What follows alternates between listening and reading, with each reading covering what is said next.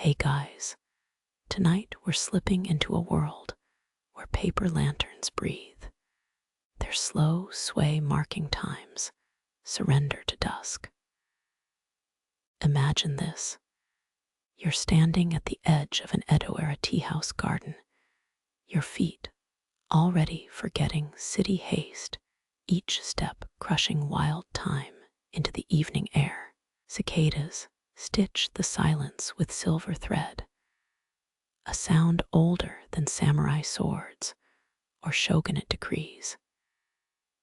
And just wait until those lanterns really get going. Trust me, you'll need more than matcha to stay alert through this velvet hush. So before you get comfortable, take a moment to like the video and subscribe. But only if you genuinely enjoy what I do here.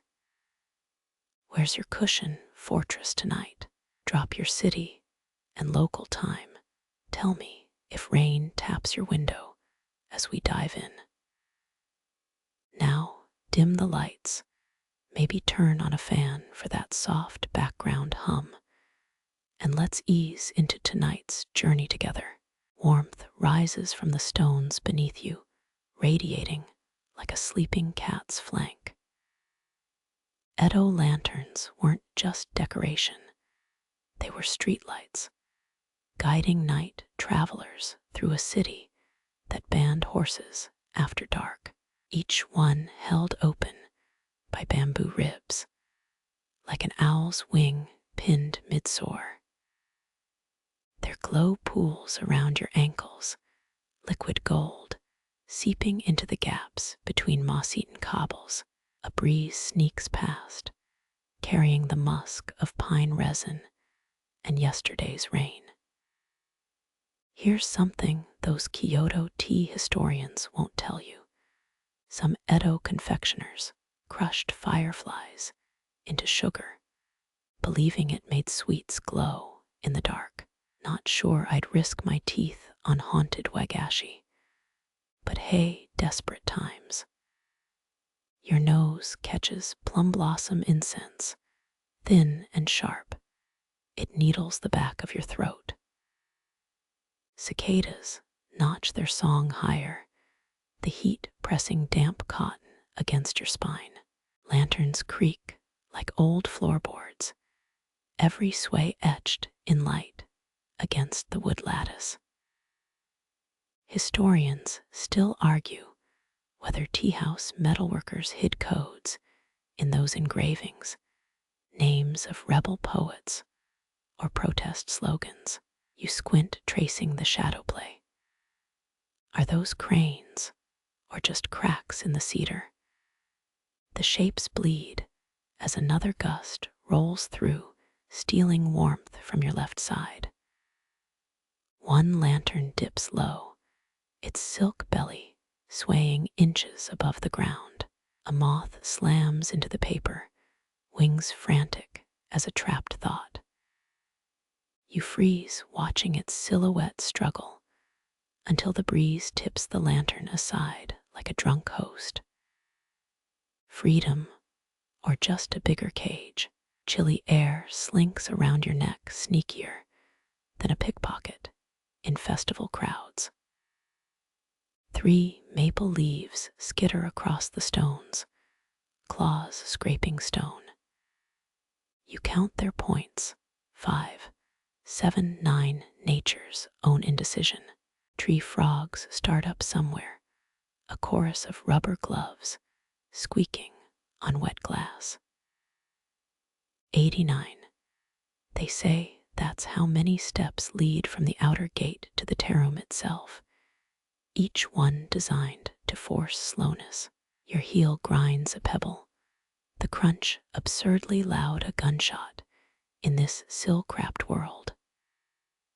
The nearest lantern flickers, light snuffed for 3 full heartbeats. When it resurges, the shadows leap farther, black tongues licking at the garden's edge. You blink. Was that movement between the azaleas? Just wind, probably, or your retina replaying the moth's panic. Above the sky, bruises from lavender to ink, stars pricking through like dropped needles. Edo astronomers mapped constellations using teahouse rooftops, plumb lines hung from rafters to track celestial drift. Your neck aches. You've been staring up too long. When you drop your gaze, those lanterns seem brighter, hungrier, swaying now in a rhythm that wasn't there before. Damp silk clings to your shoulder blades. Air thickens, heavy with water, not yet fallen. Rain's a no-show in the forecast. But your skin knows better, prickling beneath cossoed linen. 17 lanterns. You count them twice, their paper skins trembling. 89 steps, 17 flames. Your brain chews on the math, seeking patterns like a starving dog. 72, if superstition holds, is the number of demons that fled Edo when street lanterns first lit. A high-pitched whine splits the air, a mosquito, or some vengeful ghost, unhappy with your breathing. You swat blindly, nailing your own ear, a damp slap that echoes off the teahouse wall. Someone coughs inside, a sound like gravel rattling in a bamboo cup. The lantern nearest you sighs, paper contracting as heat battles night's chill. Its surface shows water stains, old rain caught mid-evaporate landscapes only visible when backlit. Over there, the shadow of Mount Fuji, or maybe just a waiter's spilled miso. History's written in spillage tonight. Your toes curl grass, pricking through split-toe tabi socks. They say samurai removed their swords at teahouse gates, peace found not in treaties, but in woven reed thresholds. Your fingers twitch, missing phantom steel. Something rustles in the hydrangea's dry leaves, or claws testing soil. Deep breath, incense, and soil. Another, your ribs push against tight lacings. The third comes ragged, a twig snapping in your chest.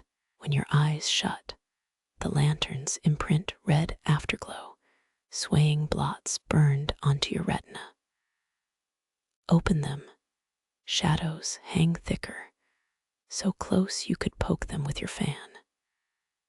Throat dry, you dream of chilled barley tea, but the garden offers only dewless night.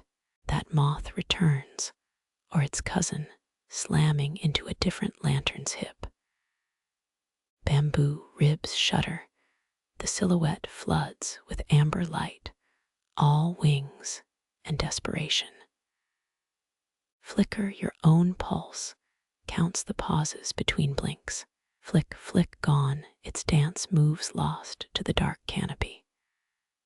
Wind twists, lanterns sway east-west, then dip south, compass needles drunk on fermented rice. Light splashes your toes, then flees, playing chase across the stones. 10 strips of bamboo hold each lantern captive, 2 crossbeams, 5 paper panels pasted with rice glue. How many craftsmen's fingerprints linger in that starch, shed century after century? With every monsoon peal, your heel grinds that pebble again. Habit now, a worry stone without smoothness. When did cicadas cease? The silence they leave feels stolen, a theft you didn't witness. Frogs still croak, but their rhythm's off, like a broken clock, ticking random hours. Left just breathing now yours, the gardens, the teahouse, exhaling through warped floorboards. Lanterns tilt all at once, as if bowing to some invisible shogun. Light sweeps the path, 89 steps glistening, damp, creeping up from soil, never sun-dried. You count 5, 10, 15 heartbeats before they rise again, slow, creaking like pirate ships in old ink paintings. Warmth bleeds from your soles, stones leaching heat, spent gathering sunlight. A sickly sweet rot drifts over, chrysanthemums past their prime, fermenting beneath hedges. You lick cracked lips, taste salt dirt, the ghost of sea breeze, carried 50 miles inland. So this is what dusk costs, a coin of sweat, a hunk of stillness, the weight of waiting. Far off, a dog barks, sound thinning as it crosses walls and night. Closer, water drips, some leaky basin or underground stream chuckling at the lantern's dance. Your little toe aches, cramped in tight sock seams, a martyr to aesthetics. Should have worn sandals, but vanity demanded silence. Tobby feet sliding noiseless as ink on scrolls. Lantern shadows stretch, merge, swallow small stones whole. Only their metal caps hold shape, iron kettles floating in a golden sea. Edo's smiths beat those caps, thin as fish scales, 8 layers hammered into curves that shrug off typhoon rains. You squint. Is that a dent? Or just shadow play? Something hit hard, a hailstone, or drunken guests flung sake cup. Deeper cold now, the kind that settles in wrist bones, old scars whispering warnings. You rub knuckles, friction, raising phantom heat. Cicadas stay dead, those frogs down to solo croaks. A lonely bassoon in nature's emptied theater. 89 steps are the risers lower near the top. Trick of fatigue or craftsmen messing with city-weary minds. Paper rustles, no breeze this time, the sound coming from inside the lantern before you. A hitch, a crinkle like fingers tightening on silk. You lean closer, breath held, until the flame gutters, threatening to quit. Heat licks your chin, your shadow leaps back startled. When you retreat, the lantern steadies, light smoothing into placid gold. Air stills, even the hydrangeas stop gossiping. Each lantern floats in its own bubble of calm, motes of darkness keeping them apart. You count their separation, 9 hand spans exact, no variance. Hunger stirs, gravelly and low, an empty alley cat's complaint. Should have nibbled those adzuki bean sweets, but nerves said no. Now stomach acids grumble, a chamison's off-key, cousin thrumming beneath ribs. Pine resin scent sharpens, someone must have lit a fresh stick indoors. It threads through your left nostril, pierces the sinus, blooms metallic at the base of your skull. Memories unwrap, grandmother's funeral incense, her kimono collar starched too stiff, digging into her slack jaw as they closed the casket. No focus, stone beneath feet, lantern sway, damp air clotting in your throat. 89 steps, you'll climb them soon, or maybe collapse here, a puddle of silk and unmet curiosity. Knees creak, a sound borrowed from the lanterns, as you shift, weight off your screaming heel.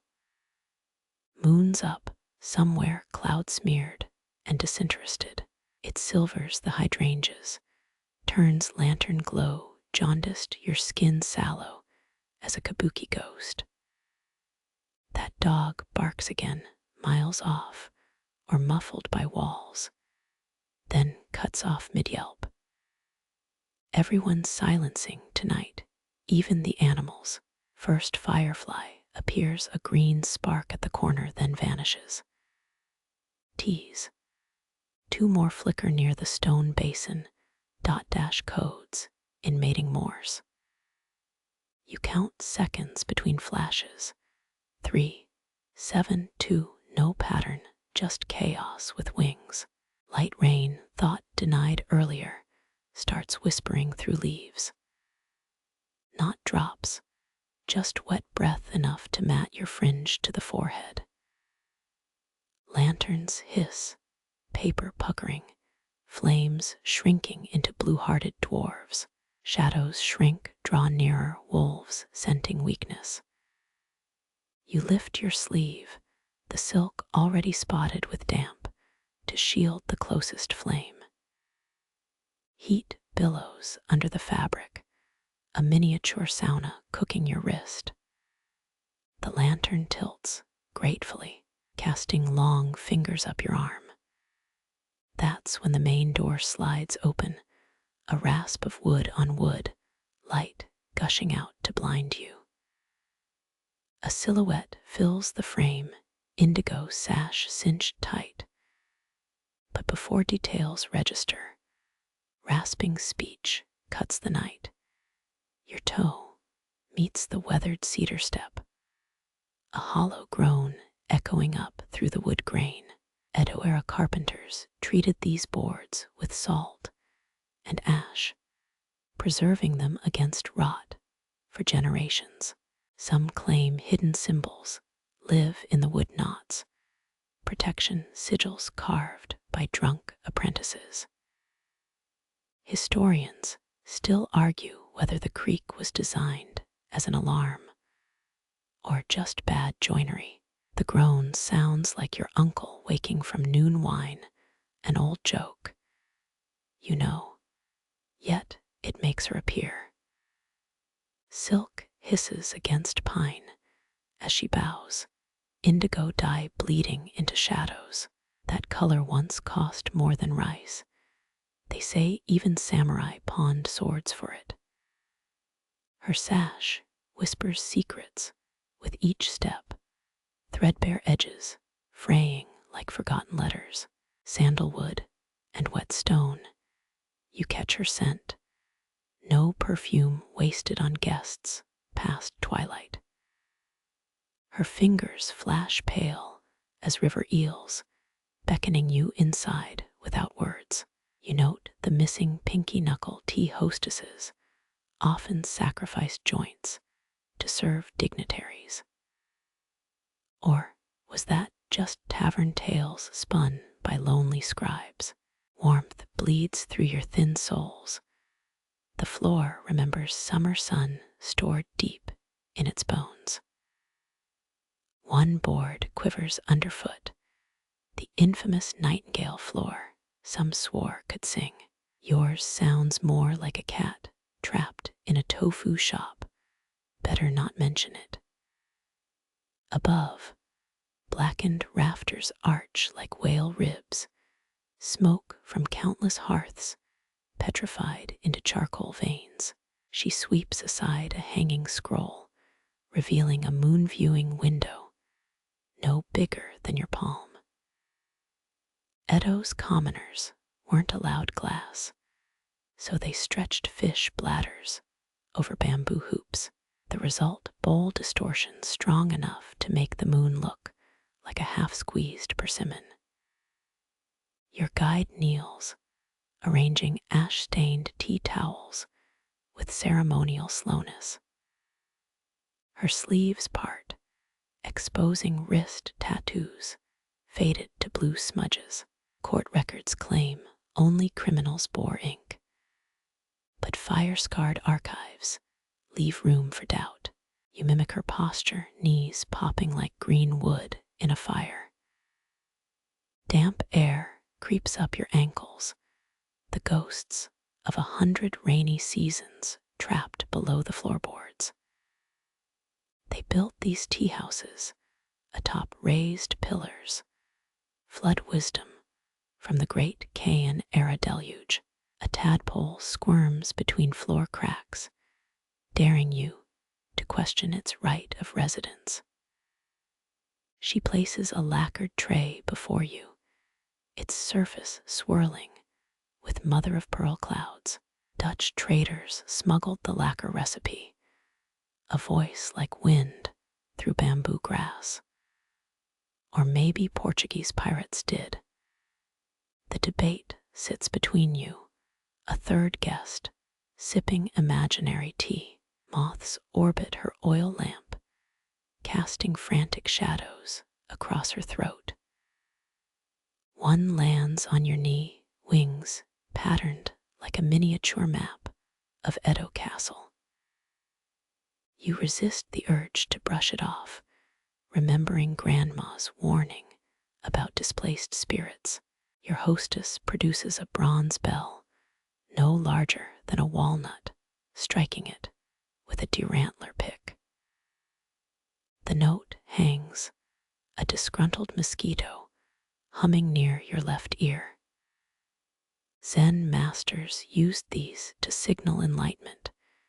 She's probably just calling for rice wine. Floor vibrations murmur through your thighs, the kitchen staff rolling out dough for midnight dumplings. Authentic Edo fare included bear bile as seasoning, though tonight smells suspiciously like plain miso. Thank every forgotten god for small mercies. Her obi knot lists sideways, a mountain succumbing to slow landslide. You count 7 layers beneath the blue silk, each whispering stories of stitched repairs and stolen naps. She catches your stare, adjusting the fabric with a noise like autumn leaves underfoot. Beneath the step where you hesitated, a dried camellia lies pressed into dust. Guests of the bubbling over class tucked blossoms there, hoping love would outlast the season. This one's been tread on, petals flattened like failed ambitions. Cool lacquer kisses your palm as she offers a cup water drawn from the well of some long-dead poet. They named springs after famous verses here, though this tastes like regular mossy groundwater. Still, you drink deep, the lie being half the luxury. Outside, a pearlescent beetle collides with the shoji screen, mistaking lamplight for moonrise. Its shell gleams like a dropped coin, a tiny treasure begging for a pocket. You let it stumble back into darkness, earning an approving eyebrow twitch from your hostess. The step continues its soft protest behind you, now more sigh than complaint. Stepping over, it felt like crossing a samurai's fallen naginata. Or maybe just tripping on a noodle vendor's dropped chopstick. History gets fuzzy after the 7th cup. Your hostess snaps a cedar fan, open its ribs, spreading like a heron's wind-dried wings.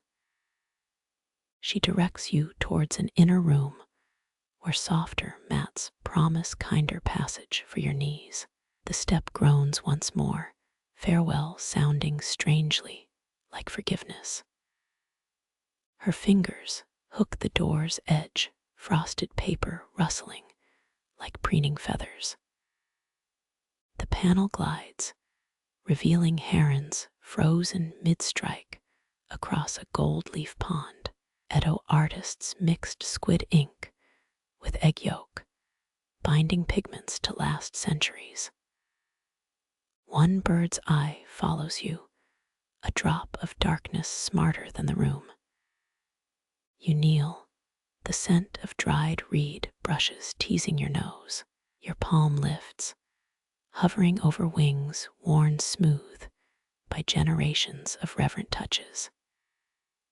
Historians still argue whether patrons rubbed them for luck or just to steal a bit of expert brushwork.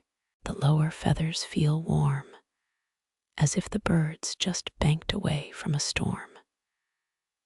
Don't mind Shoki, your hostess nods at the heron with chipped talons. He squabbles with repairmen. A 1780 earthquake cracked his beak, later patched, with paste made from crushed court diaries. The fix holds, though his expression now suggests chronic indigestion. You stifle a grin, remembering Aunt Fumi's perpetually disapproving parakeet. Cool lacquer stings your fingertips. You trace waves beneath the herons. Each ripple's curve matches Edo Bay's tide charts, or so drunken scholars once swore. Salt air lives in the paper, seeping through walls from Tokyo's distant predecessor. A thread of cobalt winks beneath Shoki's neck, original paint, hiding under centuries of fingerprints. True ultramarine blue came from Afghan lapis, worth 10 times its weight in Edo silver. Your hostess crouches, her shadow stitching seams across the once vibrant pond. She taps a tiny frog peering from reeds, its position hiding a patched tear. Restorers argue whether this little rebel was original or added to cover a nobleman's dagger stab. Your nail catches a ridge, 2 brush strokes lamely imitating feather barbs. Some apprentice's clumsy correction left visible as a lesson in humility. The heron tolerates it, posture still regal as a shogun's hat rack. Funny how flaws outlive their makers, you think, rubbing the bump like a worry stone. Wind sneaks through wall joints, stirring the herons into phantom motion. Rice paper breathes, inflation more reliable than Edo's antique coinage. You half expect Shoki to snap at a passing fly, until you recognize the buzz as a loose lamp chain. Your hostess slides another panel, exposing cranes wheeling against a silver mist background, their necks strain, eternally chasing dawn that never swells. Museum replicas smooth these jagged strokes. But here, the artist's frustration shows.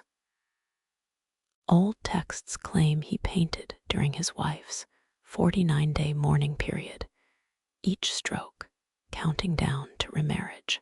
A thumbprint stains one crane's wing rusted brown and stubborn as sin.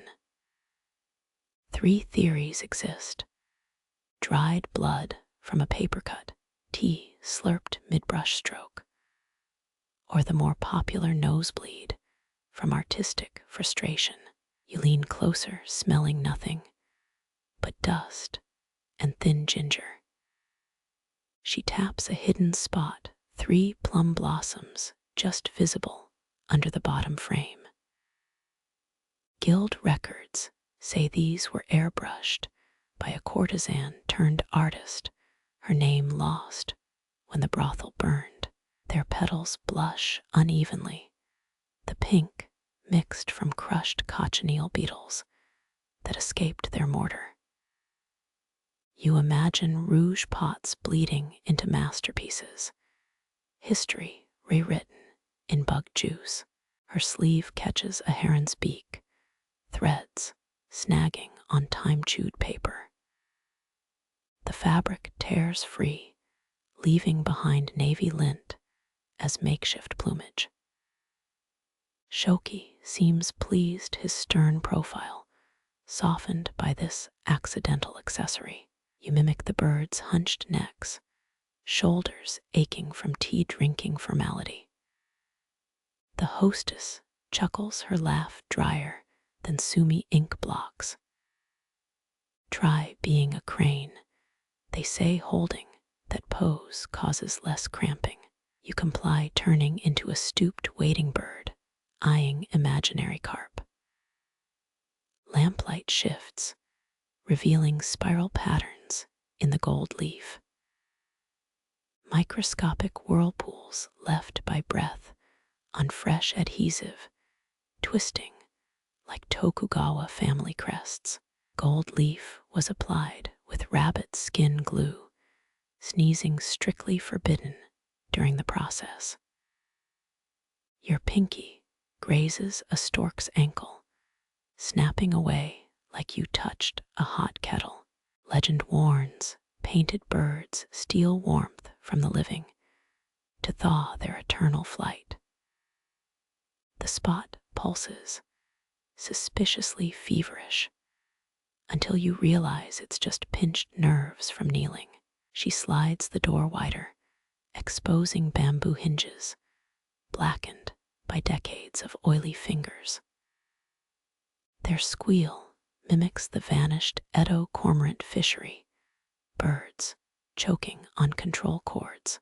You count 10 herons now, though original inventories listed 9. The apparition makes sense, given the artist's legendary absinthe habit. One creature's outline wavers, the paper underneath scarred by water damage. Its feathers bleed into the gold, creating a celestial duck hybrid. Historians still argue whether this was intentional or just mold the restorers respected. Breeze catches the panel, slamming it against the frame. The shockwave shivers through herons. For a heartbeat, they're airborne. Then stillness reclaims them, wings frozen mid-beat. You exhale, ribs unfolding like a fan pried open after winter storage. Your hostess plucks a moth from Shoki's restored beak, freeing it with surgeon care. The insect flees, leaving behind wing dust like grated twilight. See how he forgives. She murmurs, tracing a crack sealed with persimmon tannin glue. Even saints need dental work sometimes. A joke, maybe, but the door seems straighter when she shuts it. Floorboards creak their own farewell as you turn toward the waiting tea bowl steam. The herons retain their vigil paint, still warm beneath generations of wandering thumbs. Dawn remains eternally just beyond their stretched necks. Yet they strain regardless, bony knees locked in pursuit. He kneels, a crane folding into stillness. Steam curls from his iron kettle, a promise unfurling. Historians still argue whether samurai copied tea master's posture or vice versa. His spine stays ruler straight, while yours recalls a question mark drawn by sleepy fingers. The kettle's bladder cherry wood handle gleams, polished by 70 years of grip. You count 17 visible thumbprints layered like tree rings in varnish. Fact: lower-ranked guests always sat farther from the master. Close proximity meant higher honor. Your crossed ankles tingle, begging for one of those cushion torture racks chiropractors adore. He lays bamboo tongs parallel to the hearth, exact as dueling swords. Tea scoops rest beside them, their carved fish tails pointing northwest. Guild rules required this orientation, believing carp gods blessed utensils aligned with sunset. His pinky hovers over a scoop, correcting its angle by a nail's breadth. Perfectionism makes Michelangelo's Sistine scribbles look like kindergarten doodles. Water hisses inside the kettle, a murmur your grandma might have called fox whispers. His ears tilt slightly, judging temperature by pitch alone. Texts claim Edo masters calibrated boil time via cricket chirp rhythms, though tonight's cicadas drown all subtlety. That gurgle now.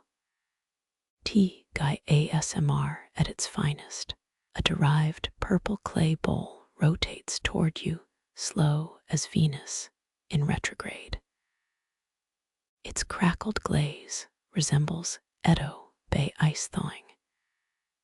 He stops it precisely at your knee. Allow the handle to kiss your dominant hand. You glimpse 5-digit price tags flashing behind your eyelids.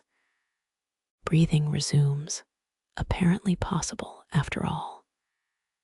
His sleeve dips, revealing a wristwatch peeking beneath indigo silk. You bite your cheek, preventing a snort.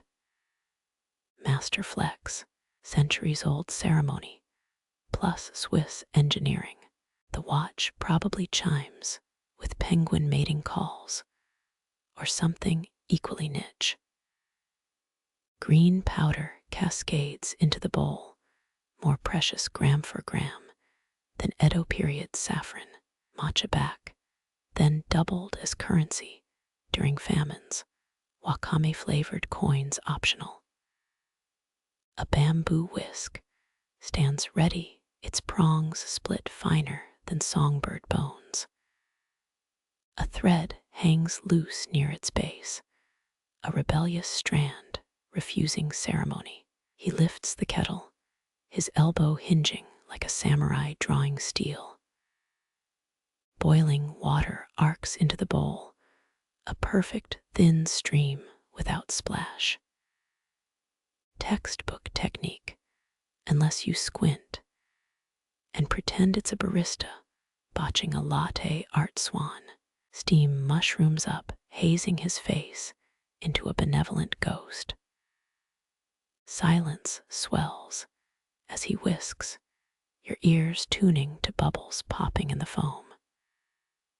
Tatami, beneath you releases trapped noon heat, a surprise floor hug. The whisk moves counterclockwise, 3 precise circuits to summon luck. Historians still argue if the direction reflected resistance against Osaka Castle's clocks, or just prevented splatter stains on silk. A freckle of tea powder dots his knuckle, one tiny imperfection in ritual armor. You track it like it's the plot twist in a samurai soap opera. He presents the bowl, both palms supporting it like wounded bird. Thick froth ripples, a jade storm contained in ceramic. Fingers meet clay, surprisingly chill against the brew's solar surface warmth. Rotation etiquette demands 2 clockwise turns, avoiding the bowl's front like it owes you money. Legends warn of shoguns executing guests who skipped this step, though evidence suggests mostly stern side-eye. First sip scalds, a necessary penance for impatient tongues. Bitterness blooms, followed by secret honey notes hidden like ninja in fog. Recipe books reveal noblewomen smuggled plum syrup into their sleeves for post-sip palate cleansing. Your hostess probably would confiscate contraband sweetener with an arch eyebrow. He watches your throat move, evaluating swallow technique like a hawk grading field mice. A dry quirk at his mouth corner hints at approval. Or indigestion, the mystery keeps life spicy. Strangeness surfaces as you sip. This clay makes water taste spring crisp. Yet with tea, it's all earthy bass notes. Turns out the clay came from banks of the vanished Fushimi River, dredged up during subway excavations. Workers swore they heard teacups clinking underground, probably just buried salaryman thermoses. Your pinky grazes the bowl's chip, undetectable, except by thumb-seeking flaws. Apprentices traditionally wounded new bowls to humble both vessel and guest. This nick winks, a tiny cave sheltering echoes of clumsy youth. 3 sips left, each colder, each murkier. Final drops contain their own mossy afterlife, medicinal resilience in every sludge speck.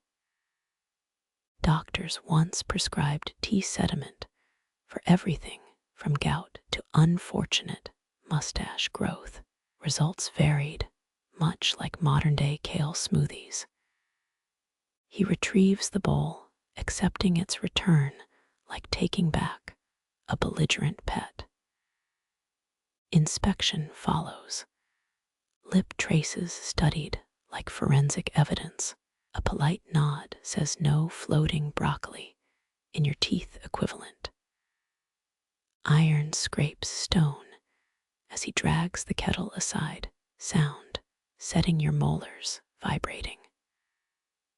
Coals underneath glow like miniature Edo fire festivals. Flame-watching beats cable any drowsy evening. The master dips his head, minuscule movement, signaling ceremony's close. His obi belt knots wilt, a relieved spine finally blinking. Like unclenching after 8 hours in stiff heels, breeze sneaks in, tickling the kettle's coals into sudden applause. Sparks swirl brief, fireflies too impatient for summer. One lands on the tea scoop, kissing its fish tail goodbye before dying. Bamboo scoops dip, powdered green gold meeting ceramic glow. His wrist tilts, a comet's tail swirling in your bowl. Sparks from the dying coal still wink on the scoop's handle, tiny farewell salutes. You half expect smoke signals spelling nice seeing ya. The master taps his scoop against the tea caddy's rim thrice, like a woodpecker testing hollow logs. Matcha dust snows into your waiting bowl. 17th century manuals urged samurai to drink 3 bowls before battle, claimed it steadied arrow hands. Tonight, you'd settle for steadying your jelly legs after floor-sitting torture. He lifts the kettle again, iron glinting like wet ink in lantern light. Water meets powder in a hissing embrace. Steam blooms, carrying scents of cut grass and distant rain. Fact: Edo tea masters tested water purity with silver needles, tarnish meant impurities. His needle stays gleaming in some unseen pocket unless pawned for ransom during the rice shortage of '83. The whisk flicks alive in his grip, bamboo, prongs scratching against clay. Froth builds a miniature typhoon contained by sheer willpower. 5 precise strokes east, 3 west, his rhythm stolen from silk, loom shuttle songs. Historians still argue whether clockwise whisking honored the emperor's sun emblem or just prevented splattering those expensive kimono sleeves. One bubble pops near the bowl's edge, its brief life celebrated only by your left eyelid twitch. He glares at it, the bubble's ghost probably filing for cosmic unemployment now. Perfectionism aside, this beats your efforts back home, involving electric frothers and accidental wall art. Your thumbs cradle the bowl's curve, still warm from its last encounter with fire. The glaze feels like frozen honey under fingerprints. Guild rules once dictated exactly 7 seconds between pouring and serving, timed by heartbeat or stubborn flies circling overhead. His internal clock ticks louder than any pendulum. First sip arrives, bitterness sharp as a tax collector's smile. Then smoothness unfurls, roasted chestnut notes hiding inside the green. You recall a weird Edo period tip, holding tea in your mouth while humming supposedly doubled flavor perception. Attempting it now earns a raised brow from your host. Mission aborted. A faint grit of tea sediment lingers on your tongue. Era physicians prescribed it for spiritual clogging. Patients allegedly hallucinated singing badgers after overdosing. Modern science calls it caffeine-induced panic attacks. You decide against licking the bowl clean. He rotates the kettle over coals, its belly charred black as eighth year cast iron skillets. 57 seasons of scorch marks tattoo its surface, each scorch a lesson in thermodynamics. Fact: damaged kettles were buried under shop floorboards, believed to house lucky spirits. Explains the draft under your knee. Your empty bowl returns to his hands, inspected closer than a toddler's crayon-demolished walls. His fingertip wipes a microscopic droplet, your scarlet shame of poor sipping form. Legends say masters could identify guests by the smear left on sleepy green stains. Tonight's verdict: tourist. Silk rustles as he resets the tools, whisk leaned at a 40-degree angle against the caddy. Single tea strand clings to its base, holding on like a sailor in a tsunami. His pinky flicks it away, justice served. But who caught the bad guys? The dustpan. Heat radiates off the hearth, your cheekbones grateful for the flush. Winter ceremonies required heating stones tucked into sleeves. Your warm beverage storage ideas meet great-great-granny innovation. 2 bad gloves, smuggled dog-warming pads 2 centuries later. The next bowl's froth peaks, a jade mountain reflecting upside-down lanterns. He presents it palms up, offering the summit for your conquest. Sipping protocol demands no slurping, though historians found diary entries complaining of nobles' rude soup noises. You channel library silence, mouth tighter than a shogun's coin purse. Matcha aftertaste morphs, now hinting at seaweed wrapped around forgotten picnic rocks. Water from Kiyomizu Temple springs allegedly caused this briny twist, brought in daily by marathon running apprentices. Your host's calf muscles flex with imagined historical cardio. Distant shamisen plucks resume, plink-plonking through paper walls. Tea masters once competed in timing ceremonies to live music. Think caffeine-fueled DDR with more existential dread. His lids lower halfway, conducting an unseen orchestra with his whisk handle. Your now warm bowl feels less foreign, like borrowing a cat's favorite cardboard box. The chip you found earlier drifts under your thumb like a familiar scar. Ceramic grows friends quickly when you're caffeinated and knee-locked for eternity. He exhales, a rare crack in the stone-faced facade as embers dim under the kettle. 60 minutes of unbroken concentration fades from his shoulders. You mirror it, your own sigh fogging the bowl's remains into temporary dream clouds.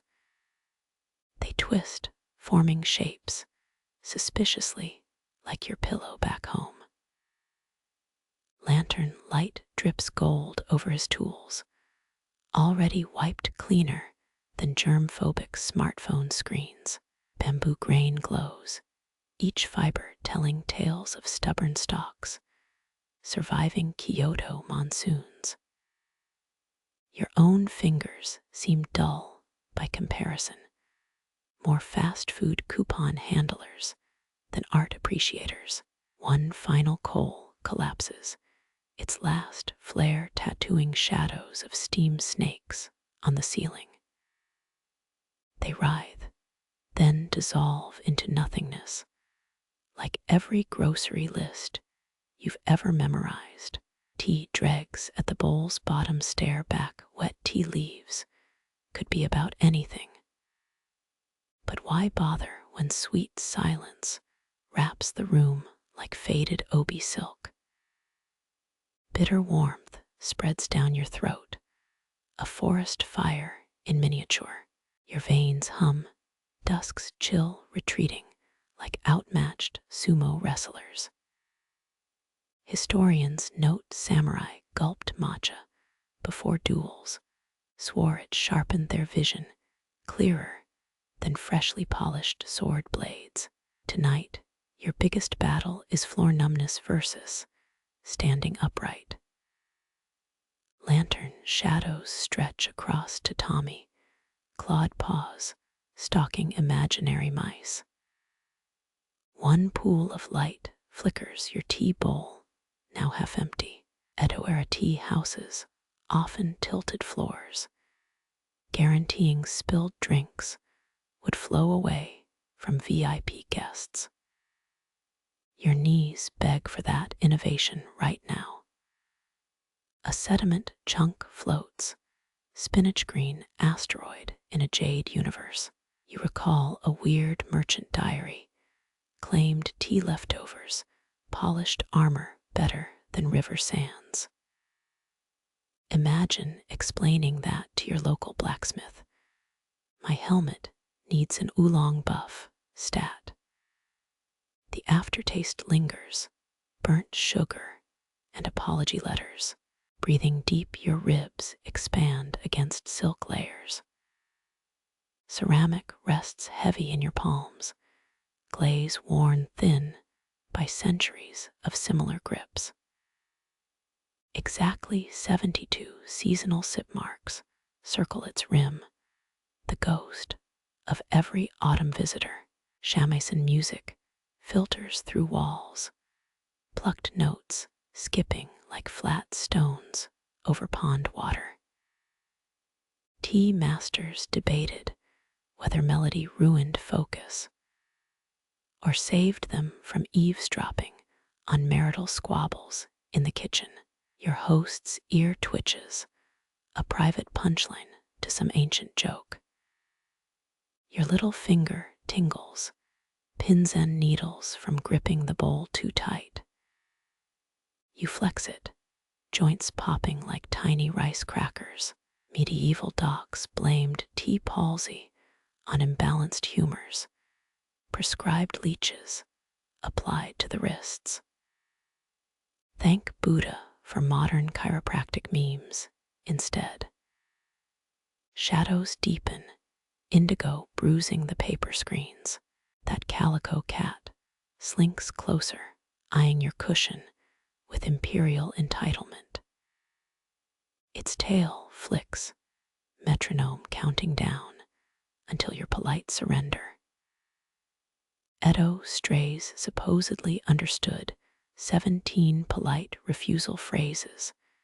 This one flunks cat school entirely. A cool draft snakes under your sleeve where wall panels don't quite meet.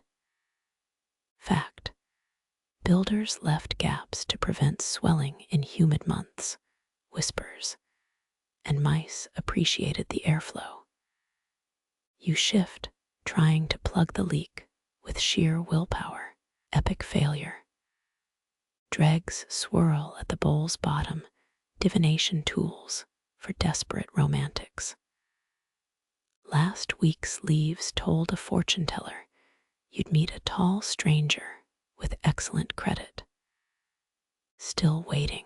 These clumps just spell laundry day tomorrow. Lanterns overhead creak, bamboo frames groaning like old ship masts. Wax drips, one droplet freezing midair before vanishing into tatami. Candle makers swore full moon wax burned slower. Account books show they charged extra for it anyway. Classic hustle. Your host exhales steam from his kettle, now thin as ghost's breath. He rubs a thumb over his iron ladle's dent, allegedly from the '79 earthquake that toppled 3 tea shops. Historians still argue whether earthquake-proofing tea caddies demonstrated devotion or just merchandising genius. The cat pounces, batting a stray tea leaf across the floor. Its prey leaps, a kamikaze mission toward hearth embers. Firelight glints in feline pupils, 2 miniature hells, reflecting the apocalypse of Crunchy Thing 102. Your empty bowl grows cold, abandoned planets losing their atmospheres. Bitter notes fade, replaced by tongue's natural sweetness. 17th century poets called this the silent steep, when tea stops shouting and starts humming lullabies.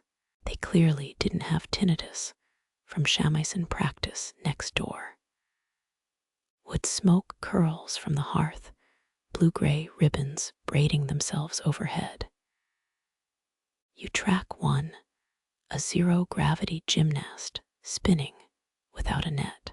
Health nuts in old Edo inhaled smoke on purpose, believed it flushed melancholy from the lungs. Tonight, it just flushes your contacts into emergency blinking mode. Floorboards mutter under shifting knees, cedar's resinous scent rising with your movement. Tomorrow's thigh scream announces itself early, a passive-aggressive RSVP from your neglected muscles. Samurai stretched after ceremonies, you mimic their thigh slaps, startling the cat into a levitation act. Outside, frogs begin their evensong gurgles, syncing with the room's slowing breath. Lantern shadows still sway, liquid gold painting your knuckles. That last sip's warmth nestles below your ribs, a sunbeam caught in bellows. You let eyelids fall, the world narrowing to amber-tinted black. Branches scrape rice paper, secret codes, only night decipheres.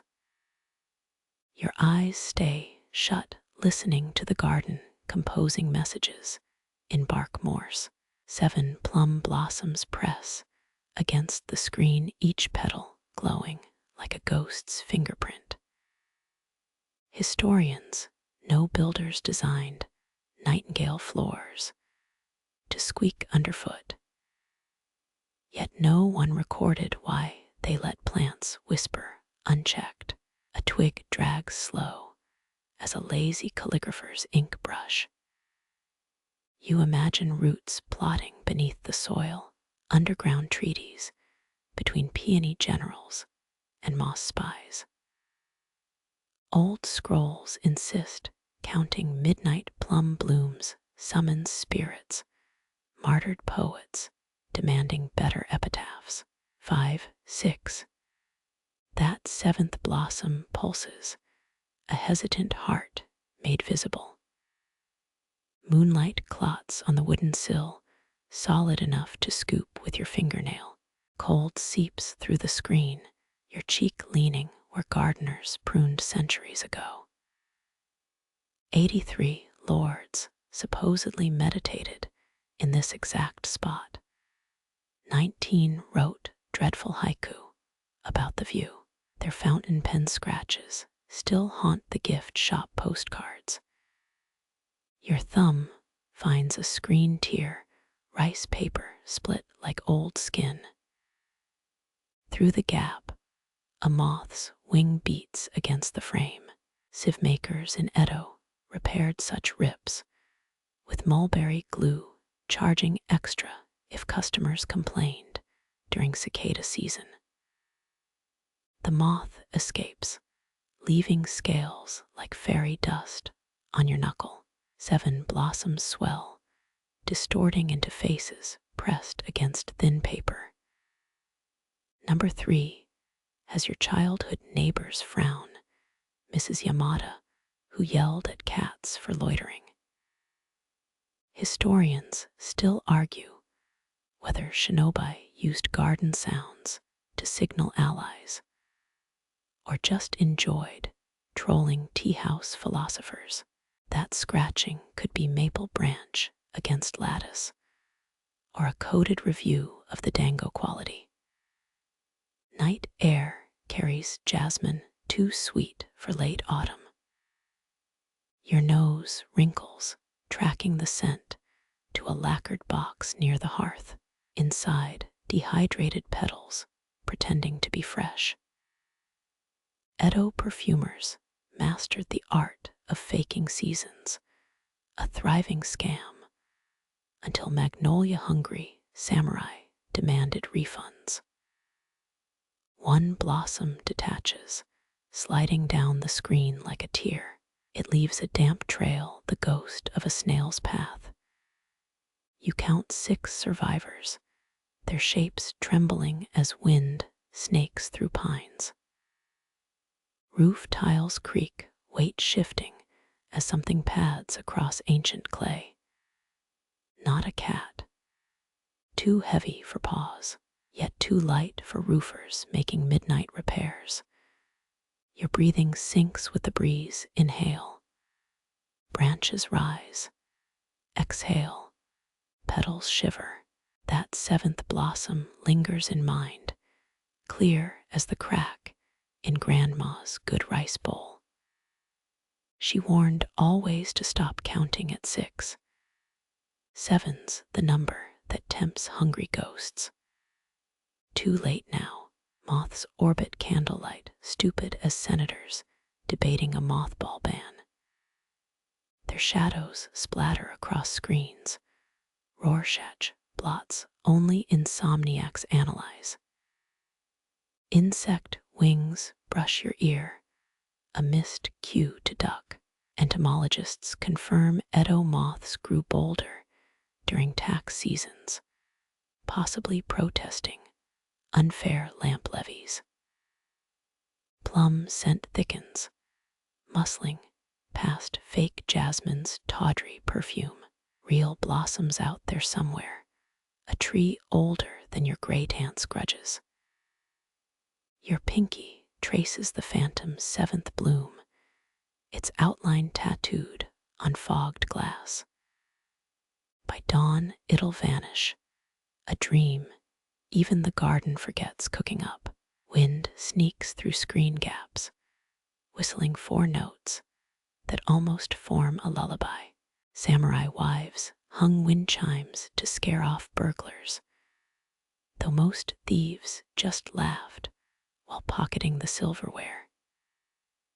Your neck prickles, certain those 4 notes match Grandma's dreaded company's coming flute solo. Outside, pond frogs pause mid-ribbit, suspicious of overachieving owls. Silence curdles like bad milk.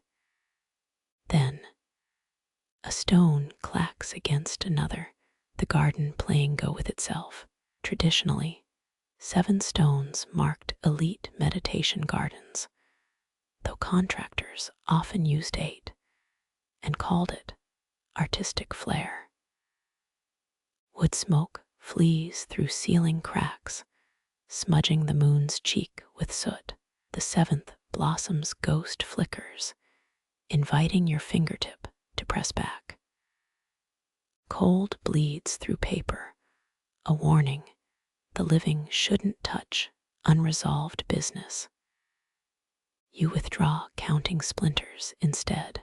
6 blossoms remain, loyal soldiers at their posts. Moths smother lantern light, sacrificing themselves for dramatic shadows on the wall. Their crispy little bodies rain down, poor man's confetti, after the party's cleared out. You sweep 3 off your sleeve, casualties of a war against common sense. Fingers grow stiff, knuckles stiffening into peach pits. Tea warmth abandoned you 10 minutes back, leaving joints creakier than pirate ship timbers.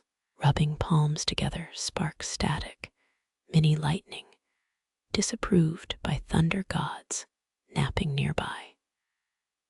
Silk screens ripple, breathing with the garden's lungs. Floral patterns swirl, sakura blooms circling like sharks. Night air strips sound to its bones, leaving only the click of loom threads in your skull. Every muscle sinks, welcoming gravity's dumb but persistent sails pitch. 6 blossoms blur, count crumbling like bad math. Moths mistake your stillness for surrender, landing on your knee like fuzzy conquerors. Their antennae twitch, reading lies in your sweat's salt content. A wing brushes skin, the lightest gotcha you'll ever experience sober.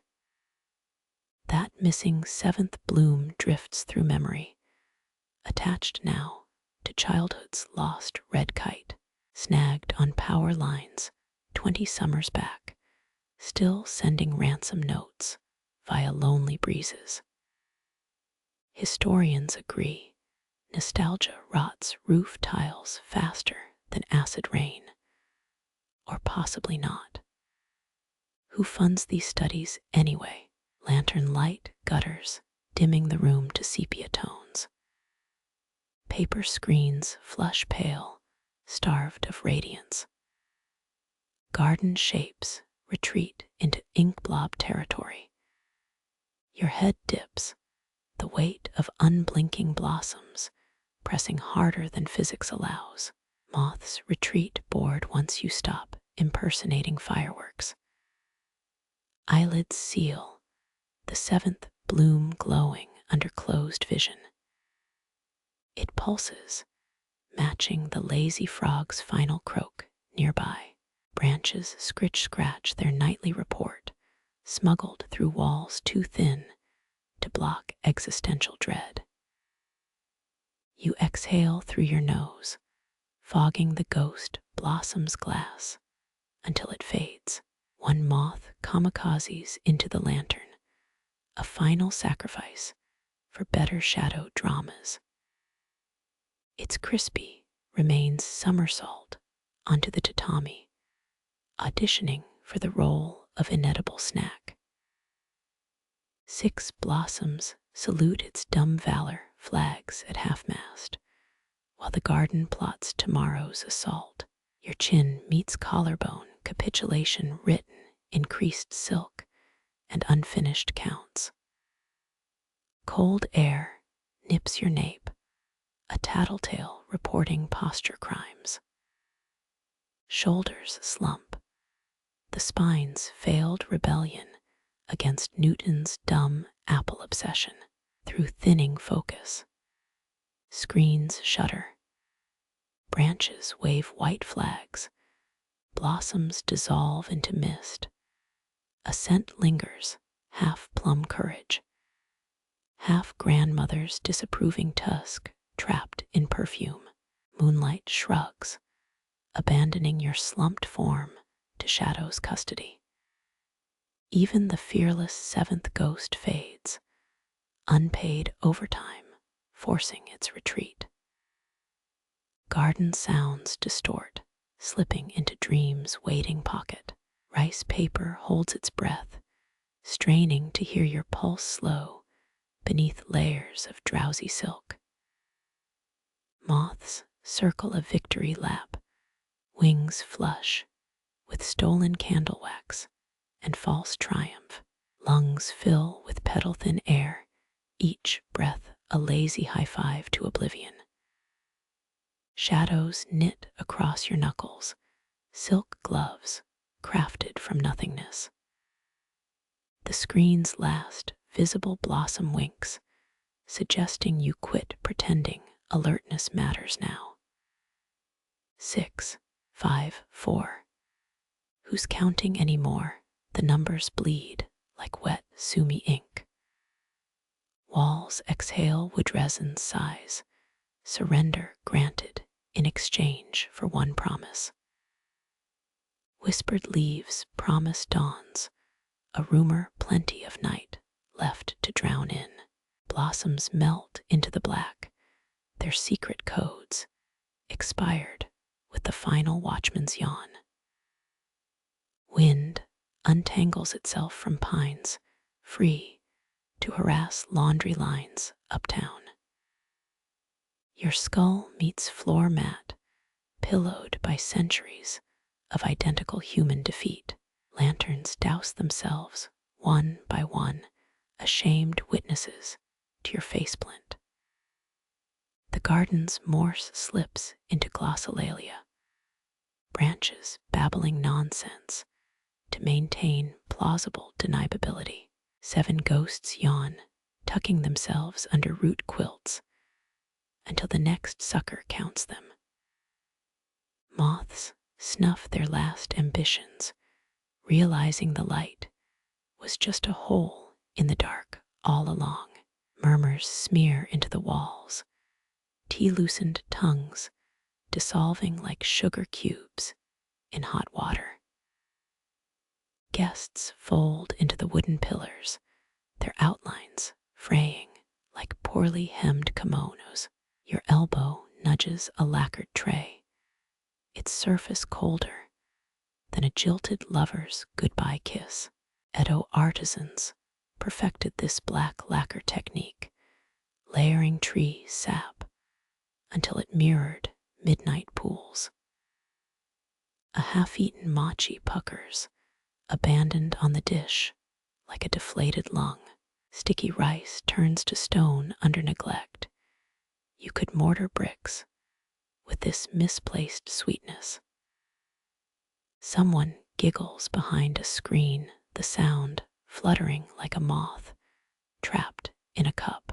Historians still argue whether lacquer patterns hid merchant protest symbols, tiny axes between maple leaves, or disguised fishing hooks in plum blossoms.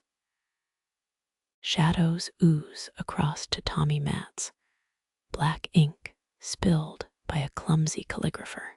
They pool around your knees, weightless silk pulled by darkness's tide. Across the room, a sake jug tips its contents, glugging a funeral march for sobriety. The waitress yawns behind her sleeve, teeth flashing like pearl buttons in dim light. Your sleeve grazes another lacquered ledge, this one scalloped like a seashell fossil. Coolness seeps through silk, traveling up to your elbow joint. 17th century craftsmen sometimes mixed crushed oyster shells into the resin, scandalous extravagance that bankrupted 3 daimyo households. You trace a wave pattern half expecting salt crust beneath your fingertip. A drunk patron's head lolls his wooden pillow, staging a silent rebellion. Breath whistles through his nostrils, an amateur flute rendition of regrets. Past midnight, he dreams of horse-sized crickets, judging by his twitching eyelids and muffled whimpers. Insect fascination plagued Edo-era scholars. One spent his fortune trying to crossbreed fireflies with songbirds. Lanterns stretch shadows into grotesque parodies, warping well-groomed beards into troll chins. The teahouse owner naps, upright, his mustache bristling like an offended cat's tail.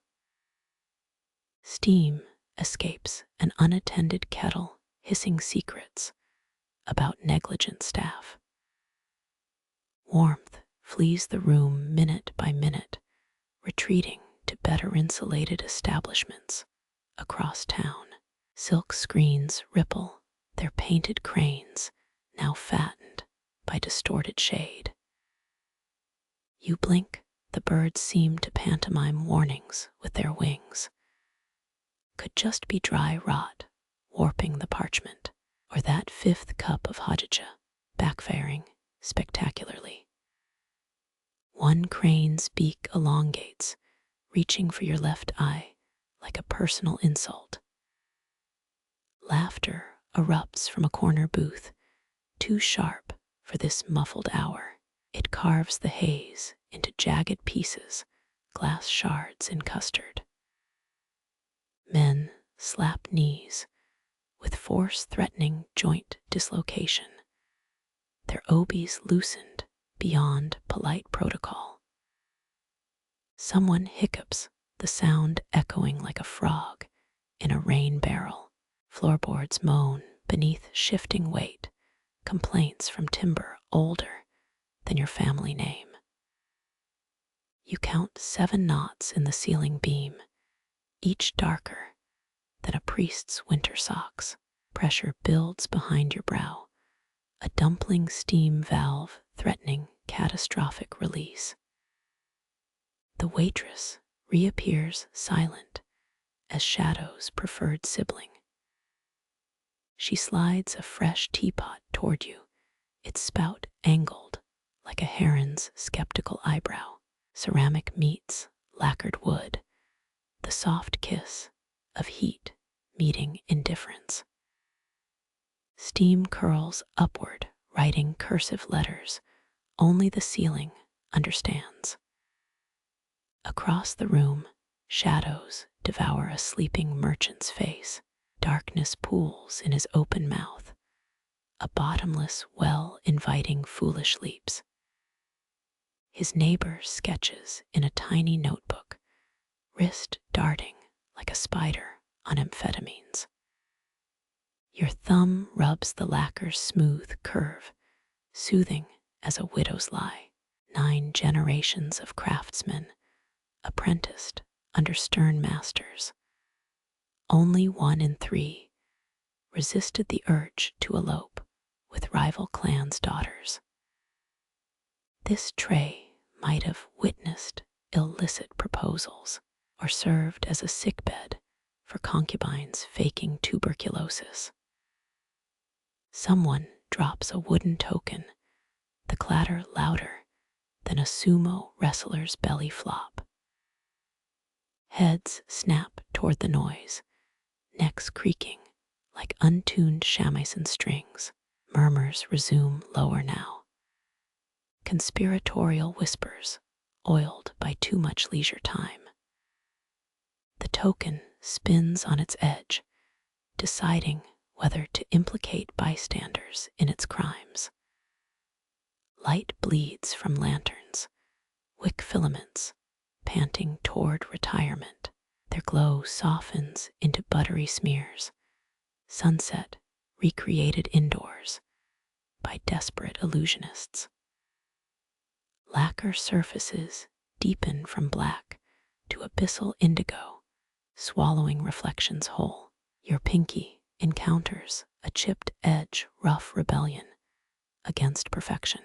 Even masterpieces crack under time's boot heel.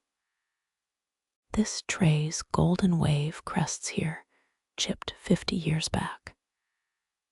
Maybe by an angry geisha's hairpin during a debt dispute.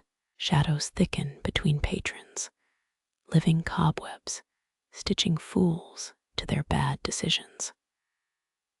A silk dealer snores into his folded arms, damp spot spreading through pricey brocade. The waitress extinguishes distant lamps, each snuff-out killing small suns without eulogies. Cold air colonizes your collar, invading vertebrae by vertebrae. Floor lacquer shines where slippers scuffed it, thin centuries of guests polishing paths toward exits and regrets. You study a scuff mark shaped like Hokkaido, complete with tiny Sapporo ghosts wailing in the tapioca snow. That drunk patron jerks awake, choking on imaginary wasabi. He glares at shadows, mistaking them for tax collectors or ex-wives. After 3 slow blinks, he surrenders to fatigue again. Chin meeting chest like puzzle pieces clicking home. Lanterns sigh their final breaths.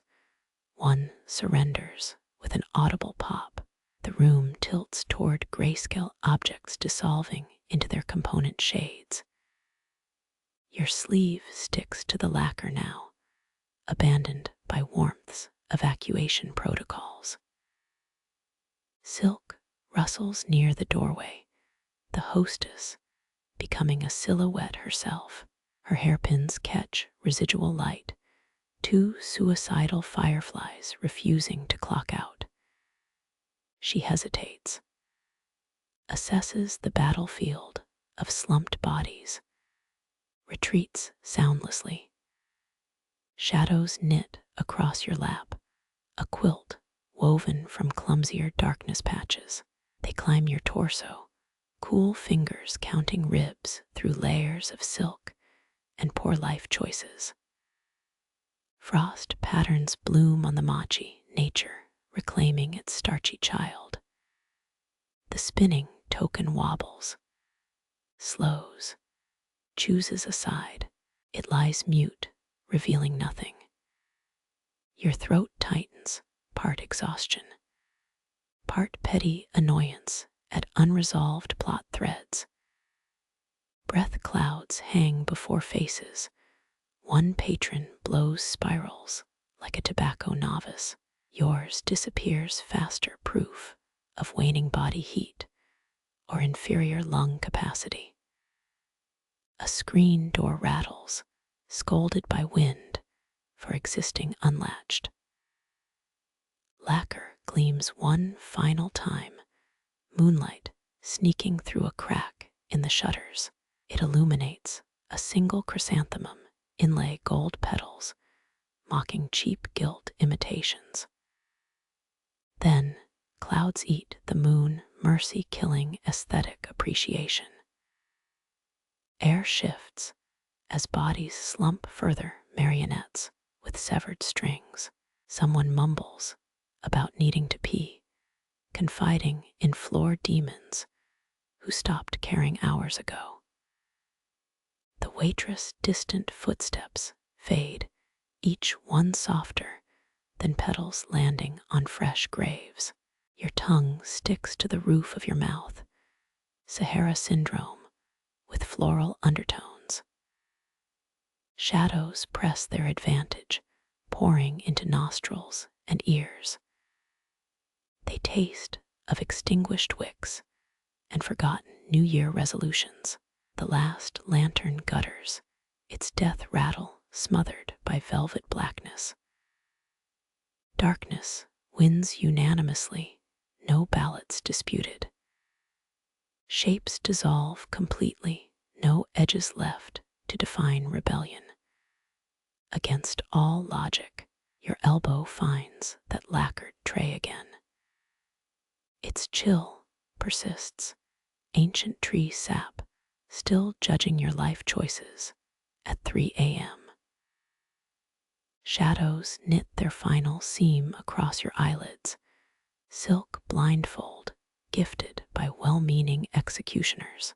Silence swells to fill every crevice, a vacuum too polite to scream. Somewhere beyond knocked-out teeth and drool puddles, dawn sharpens its knives for tomorrow's ambush. Fingertips go numb against lacquer, the cold climbing your veins like ivy on a doomed temple wall. One thought flickers. Should have pocketed that abandoned matcha before dissolving into starless static. The tray's chrysanthemum winks in memory gold final as a goodbye coin pressed to a corpse's eyelids. Incense snakes through the dark, sandalwood cutting the chill like a warm blade through butter. That coiled blue spiral winks, alive, self-igniting, while everyone's distracted by despair or drool. Trade routes once bled for this scent, merchant ships braving monsoons to carry fragrant scraps worth their weight in silver. Your nostrils flare, it's sharper than temple incense, peppered with something resembling charred apricots. Edo perfumers guarded private mixes closer than state secrets. 3 were poisoned over disputed recipes. Smoke tangles with lingering breath clouds, creating phantom jellyfish in the air above sleeping heads. A drunk merchant's snore hitches, his sinuses rejecting elegance in all forms. The blue serpent above him sways too graceful to acknowledge such auditory crimes. Incense sticks burned strict timetables in noble houses, military precision governing relaxation. Historians still argue whether samurai timed meditations via incense ash or just nodded off between rebellions. Your eyes adjust. The coil glows like a miniature comet stranded indoors. Smoke curls write calligraphy too fancy for human hands, loops perfected over 6 centuries of aesthetic snobbery. 17 generations of masters passed down this art. One famously dismissed his heir for confusing cedar and cypress notes. Someone coughs in the shadows, an insult hurled at atmosphere itself. The sandalwood answers by thickening, pouring down throats like liquid velvet spite. Your tongue unglues from your palate, flavored with ghostly bergamot and unresolved grudges. The scent triggers memory, grandma's kimono chest smelling of this exact resin, and mothball conspiracy theories. Same aromatic heaviness, the kind that sticks to dreams and rewrites endings. You exhale your breath, now part of a 3-century-old air cycle. Smoke tendrils explore your sleeve, nosy guests inspecting textile quality. They linger near your elbows, worn silk, a judgmental pause before moving on. Alchemists once claimed sandalwood smoke carried prayers faster, though theirs probably involved turning lead into sarcasm. Across the room, a coil's glowing tip winks like a drunken firefly. Its smoke helix spirals upward, a corkscrew drilling through ceiling ghosts.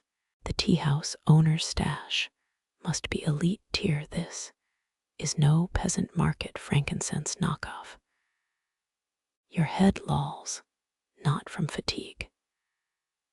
The scent's narcotic embrace pulling lids shut an inch at a time. Samurai used sandalwood to mask armor stench before battles, which explains why enemy forces always smelled fabulous mid-slaughter. Inhalation syncs with the serpent's loops, each breath copying smoke's lazy arabesques. A trapped fly buzzes near the coil, caught between deadly glamour and windowless doom. You half expect the incense smoke to form hands, or spell out passive-aggressive haikus about your slouched posture. That snoring merchant inhales a plume, his apnea briefly silenced by sophisticated aromatherapy. His neighbor mumbles, divine punishment, before face planting into a cushion's merciful embrace. The coil's ember pulses, smug as a cat, owning the one sunbeam in winter. Shadows drink the smoke, gulping indigo ribbons like thirsty ink addicts. Your fingers relax, palm upturned, as if awaiting celestial change. 18th century guides warned against incense drunkenness, citing 6 instances of lords losing entire afternoons and kimono sleeves to mephitic bliss. The hostess, hairpin gleams in the hallway, she's still watching, waiting for someone to topple credibly. Sandalwood coats your molars now, flavoring even apathy with expensive undertones. Breathing becomes deliberate, lungs moving like bellows in a master swordsmith shop. Rogue smoke swirls near the floor, forming temporary rivers between tatami islands. They flow toward the coldest corner, cartographers of aromatic geography. You imagine tiny spirits ice skating those streams, their blades hissing against phantom ice. Time warps each coil segment, crumbling slower than glaciers writing memoirs. When ash finally drops, it's quieter than a spider apologizing. The falling gray speck represents 4 minutes and 37 seconds, or possibly an entire epoch. Your spine tingles, populated vertebrae by vertebrae, until your skull hums. A screen door's rattle sends smoke fleeing, panic in serpentine form. New cold air slices the haze, dragging reality back by its collar. Yet the sandalwood persists, clinging to fabrics and regrettable decisions long after dawn's invasion. Your last conscious thought notes that incense never asks permission, it conquers. Warmth spreads behind your eyes, not fever, just the slow unwinding of knotted hours. The blue coil shrinks to a drowsy ember, one final wink before joining the conquered shadows at your feet. Breath steadies, a tide synchronized to ashfall, lids shut fully now. Sandalwood weaving dream catchers from your weakest synapses, somewhere beyond scent and stupor. The world continues, ungrateful and unlit. The shamison's note pierces the haze, a single pluck trembling the air like a dropped coin. Your teacup halts mid-arc, though you don't recall reaching for it.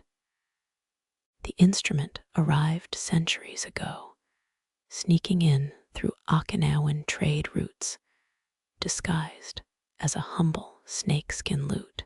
Another string quivers, a water droplet hitting hot iron. 3 silk threads strung over a hollow body create empires of longing. Some players swear tobacco juice improves their grip, rubbing raw leaves on fingertips until skin yellows like old parchment. Silence stretches long enough to wonder if you hallucinated sound. Then the notes resume irregular as a leaking roof. A two-note pattern emerges somewhere between lullaby and martial drum code. Historians still argue whether street musicians used catgut strings during famines or improvised with dried tendons. Your thumb traces the cup's rim, anticipation slowing the gesture to geological speed. Warmth bleeds through ceramic into skin, two temperatures engaged in silent trade negotiations. The melody hesitates, stumbling over a minor key. Then it coils around itself, a serpent eating autumn leaves.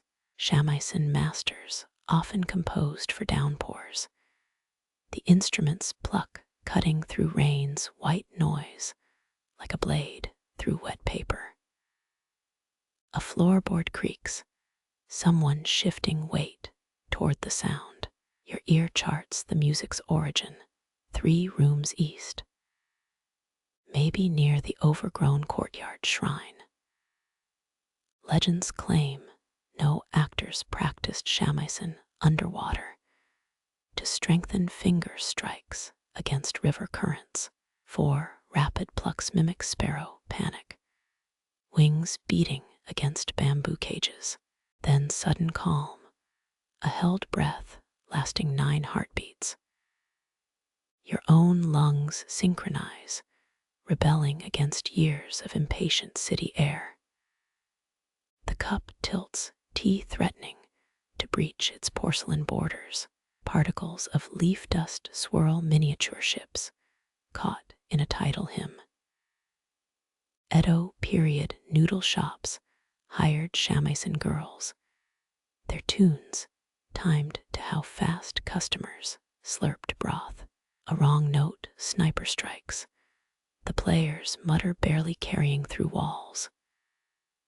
Cat hair rasps a woman's voice, explaining nothing. Strings detest dampness, tightening overnight into potential garrots. Certain players whispered benedictions to their plectrums, small tortoiseshell slivers deemed temperamental as opera divas. Your wrist aches. How long has it hovered here? The tea's surface barely trembles, shamisen vibrations traveling through floorboards into bone. You think of earthquake fish, those mythical bottom dwellers whose twitches warn of tectonic tantrums. The song switches modes, now imitating a wind chimes divorce proceedings. Bright notes shiver, lonely despite their proximity. Half the room snores through this cultural artifact, their dreams full of pickled radishes and unpaid debts. One string buzzes, a sullen bee trapped under the bridge. The player's sigh is pure Edo, world-weary as a ferryman's lower back. Tea steam fogs your knuckles, condensation beating like a confession. Midnight hangs unacknowledged. No clock dares interrupt the shamisen's fragile authority. Your cup rotates 90 degrees toward some invisible magnetic pole. The player pauses, perhaps rewinding silk threads around worn pegs. Silence floods back thicker than before, sugared with phantom notes. Your throat tightens, air suddenly thinner. Stolen by song, you lower the cup, its base kissing wood without a sound. 3 final plucks fall like overripe plums, violent and sweet in equal measure. Then nothing but humidity and a neighbor's teeth-grinding symphony. The player's shadow passes the hallway screen, a hunched silhouette clutching her three-stringed beast sideways like a sleeping infant. Your tea cools in the cup's curve, abandoned at the precipice of motion. The last note jingles in your mastoid bone, a ghost tuning fork demanding impossible attention. That first drop hits your kneecap, an icy pinprick through thin silk. Before shock even registers, the roof erupts in Morse code. Rain attacks architecture. A blind masseuse, pounding pressure, points into old wood. Lanterns shiver each gust, rewriting the room in shuddering gold. You count splashes on your sandal strap, 17, before realizing you're numb below the ankles. Edo's drainage systems were engineered marvels. Yet tonight's downpour scoffs at bronze gutters 3 centuries old. Drafts carry petrichor through screen walls, wetter than any perfume. Slanting droplets hit heated paper, hissing like miso soup on coals. Your sleeve darkens with water's fingerprints, spreading mold blue across indigo triangles. A corner lantern cowers, its bamboo spine groaning under wind's interrogation. Hypnotic streaks distort shoji panels, liquid calligraphy, erased mid-stroke. The tatami beneath you exhales trapped summer, mildew memories, woken by damp assault. Tea masters predicted storms by watching matcha foam patterns dissolve, their bowls becoming miniature weather stations. Lightning mirrors your blink, a shared signal with the sky. Thunder arrives late, lumbering as a drunk sumo wrestler into the room. Historians still argue whether paper umbrellas originated as temple inventions or stolen peasant tech. Either way, your absent one grows legendary in hindsight. Rain overflows roof channels, improvised waterfalls framing the veranda. You tilt your face upward a dare against the downpour's wrath. Cold rivulets map your eyelashes, charting salt trails toward clenched jaw. Some mystic swore shogunate spies, trained to send messages via rain-hammered tiles. Nonsense, sounding plausible tonight. Cedar beams weep amber sap, their tears crawling toward floor cracks. Your tongue catches stray moisture, wood smoke, and ozone, dissolving into saliva. Sudden wind hurls droplets sideways, the storm declaring range upgrades mid-battle. That wobbling lantern dips, spilling light across soaked gravel outside. A hunched figure sprints through drowning garden paths. The shamisen player, cradling her instrument beneath straw raincoat. Paper lanterns along the path surrender one by one, their flames guttering like retired stars. You press a palm against screen paper, coolness seeping into lifelines. Each gust makes the room inhale sharply, walls becoming living lungs. A scroll painting of Mount Fuji darkens, snow-capped gradients bleeding into stormy foothills. Distant gutters gargle, overflow, becoming stream, becoming river in seconds. No wonder Tokyo still floods despite Dutch engineers, human arrogance puddling at nature's boots. Someone laughs through the downpour, their joy sharper than lightning forks. Your abandoned teacup overflows, creating miniature rivers through knotty floorboards. 3 tadpoles could migrate from there to the Ngawa if ambition struck them. A pine branch snaps outside, its descent cushioned by mud pillows. Wind shrieks through bamboo groves, nightingale floors, singing off-key alarm. The last burning lantern swings violent arcs, throwing shadow panthers across trembling walls. You recall childhood monsoons, grandma whispering rain lullabies about dragons combing their beards. Thunder collides directly overhead, vibrations massaging your molars. Blood tastes metallic, though you haven't bitten anything, perhaps fear sweat, or just roofing iron seasoning the rain. Deluge escalates, drops merging into solid walls of water. A shoji panel rips free, cartwheeling into darkness beyond. Cold air gushes inward, snuffing 2 lanterns in a breath. The remaining glow huddles near your corner, a refugee from brightness. Outside, a stone lantern sinks belly first into pooling mud. Frogs already croak from new-formed ponds, claiming squatters' rights before architects arrive. Even Edo's famed fire brigades wouldn't brave this, preferring flames over drowning. Rain drums your scalp through thinning roof reeds, each drop a drummer hired for overtime. You close your eyes, frosted wallpaper. Lightning pulses through lids, a pulse not your own.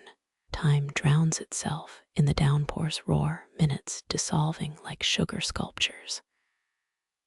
Your neck scarf drips steadily, rhythm sinking with broken roof tiles. Teeth finally begin their chatter, 8 beats per second tremolo. This storm has ambition, swallowing sound, and heat, and orientation's conceit. A stray branch punches through rice paper, sketching tangled veins against shadow. The torn screen flaps creature, trying to rebirth itself. You crawl back from wind's claws, hips bumping the abandoned tea tray. That final lantern surrenders, pinching its wick between phantom fingers. But darkness never arrives. Instead, waterlogged walls glow faintly gold. Each soaked paper surface breathes luminescence, translucent skin over storm's heartbeat. The waitress kneels by your abandoned cup, rain dripping from her left earlobe. Her hands spread before you, pale as underbellies of river fish. One fingertip grazes your palm's center, cold tracing lifelines like gullies in clay. Chilly nights ahead, her nail hooks a crease below your index finger. Historians still argue whether Edo fortune tellers used palmistry to smuggle coded messages, or just fleeced drunk samurai. Her thumb presses a mound of Venus, an interrogation method banned in 72 fiefdoms. Outside, a lantern post collapses mud, swallowing its light hole. She ignores the splintering wood, focusing on your thumb's crooked arch. This line rules rainfall tolerance. Her chuckle blooms goosebumps on your wrist. Fishermen near Nagasaki once paid courtesans to scrub their hands with mackerel oil, believing saltwater fates stuck better to slick skin. Distant thunder vibrates her low humming, a lullaby about maple seeds chasing spring.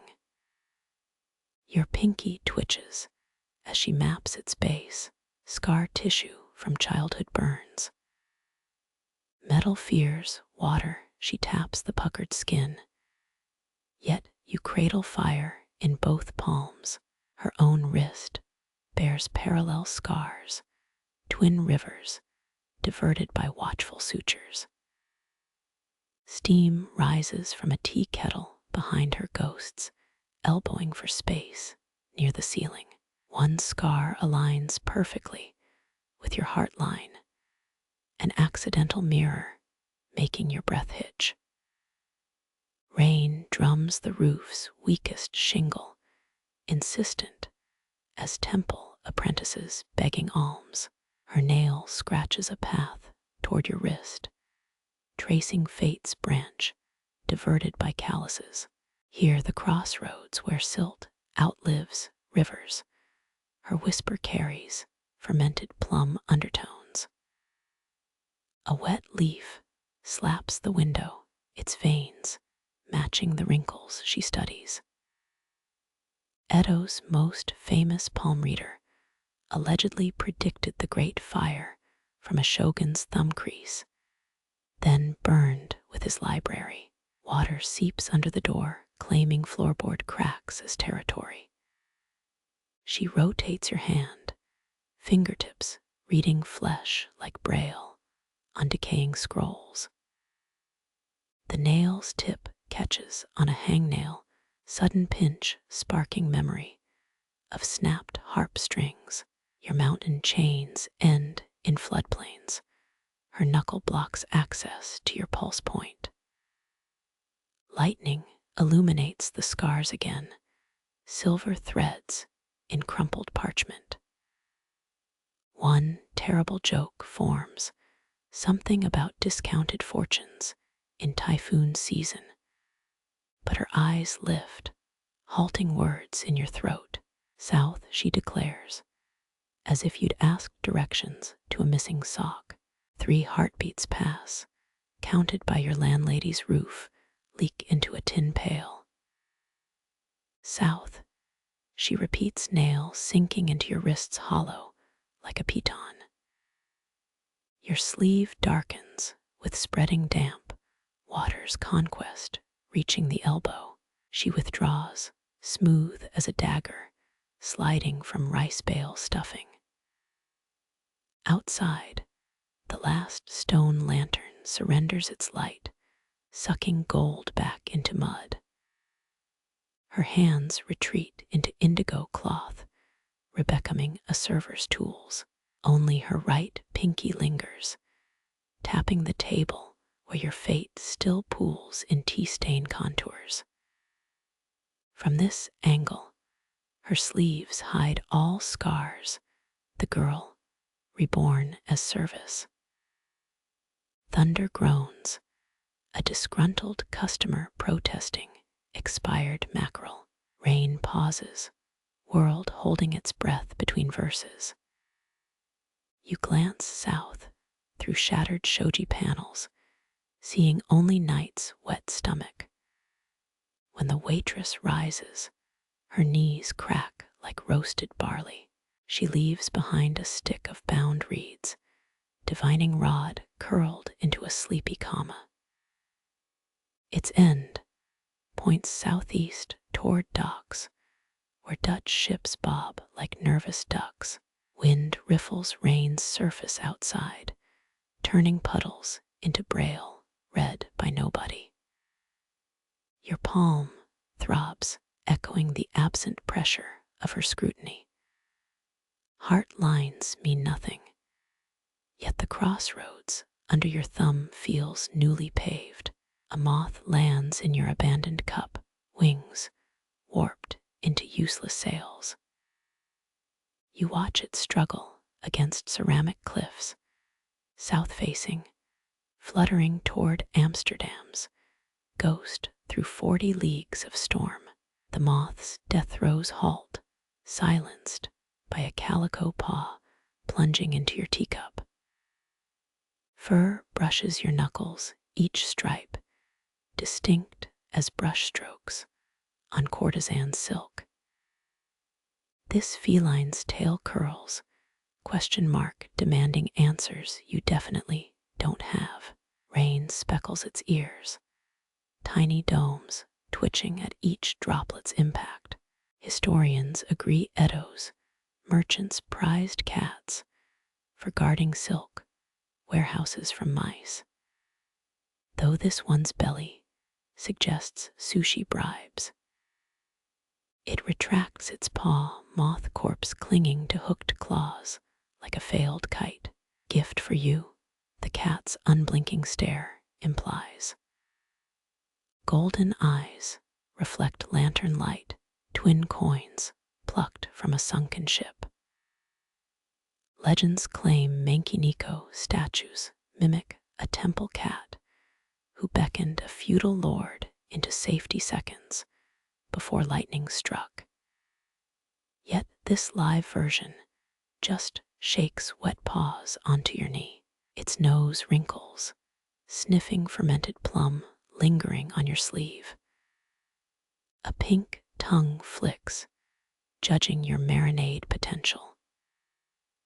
Teahouse cats were often named after famous courtesans. This one's collar bears no tag, just a fleck of dried tuna near the bell. The calico leaps onto the windowsill, precise as a ninja, avoiding creaky floorboards. Rain streaks the fur between its shoulders, turning caramel stripes into liquor-soaked cake. Historians still argue whether Edo's cats enjoyed sacred status or just tolerated humans who warmed their futons. It licks a paw, ritual cleansing, after touching something as lowly as your tea. The motion conjures childhood Sundays, grandma scraping mud from your sandals with equal disdain. An ivory fang glints mid-lick, reminder that purrs armor switchblades. Thunder rumbles, the cat's tail puffs like a Shinto priest's purification wand. Fur stands rigid along its spine, tiny lightning rod ready for business. Blue sparks dance on distant rooftops. Power even samurai couldn't harness their swords. Your abandoned teacup gets another investigative sniff, this time with whiskers dipped in liquid. Green tea droplets cling to white fur patches, jade beads on an emperor's robe. Folklore whispers that cats witness hidden worlds. Their midnight yowls are debates with invisible kami. It rubs its cheek against the cup's rim, claiming your vessel like conquered territory. Scent glands mark porcelain better than any warlord's banner.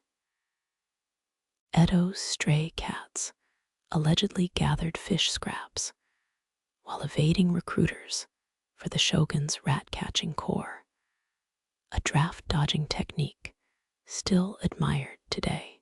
Raindrops chase each other down the calico's tail, sprinting toward an Olympic finish at the tip.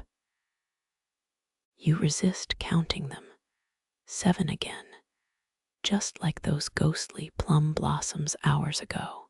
The windowsill groans, cedar protesting sudden royalty aboard its humble plank. The cat's pupils swell black wells, threatening to swallow your reflection whole.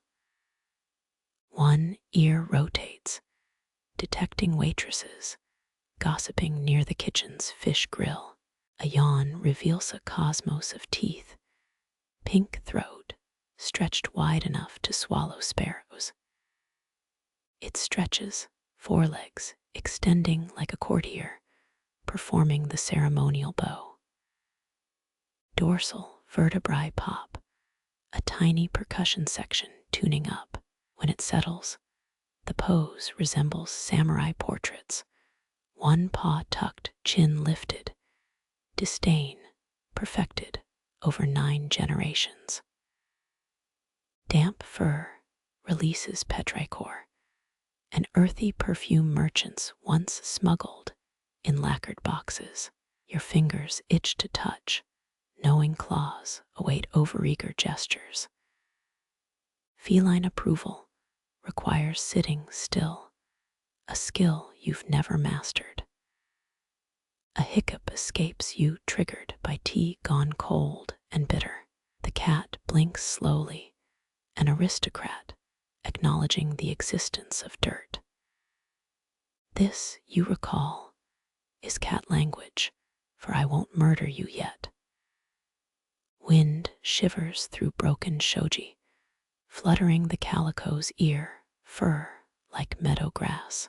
Its gaze shifts south, matching the waitress's ominous prediction. Docks lie that way, storm-lashed ships, Dutch traders haggling over pickled herring and doom. The tail flicks, metronome counting seconds until your fate arrives. Rain drums a new rhythm on the roof, hasty taiko practice before the real performance. You exhale, the cat's whiskers tremble, capturing breath molecules for later analysis. It sneezes, a sound like a pepper pellet hitting hot iron. Wasted prophecy, your future now carries feline mucus. Tradition claims 3 sneezes before noon mean good luck. But this loner offers only one dust-dry explosion. Lantern light gilds its flanks, painting a miniature lion against the gloom. Shadows deepen the stripes, turning caramel to burnt umber, ivory to moon-bleached bone. 18th century Ukiyo-e masters would have fought to paint this creature, then begged it not to shred their scrolls. A wet leaf slaps the window, startling you more than the cat.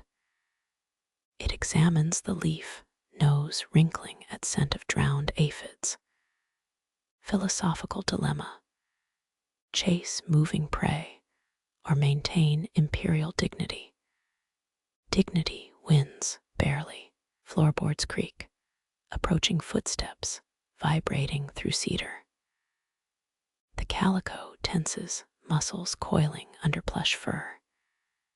In one fluid motion, it vanishes, leaving only paw prints on your sleeve and the moth's crumpled wings adrift in tea.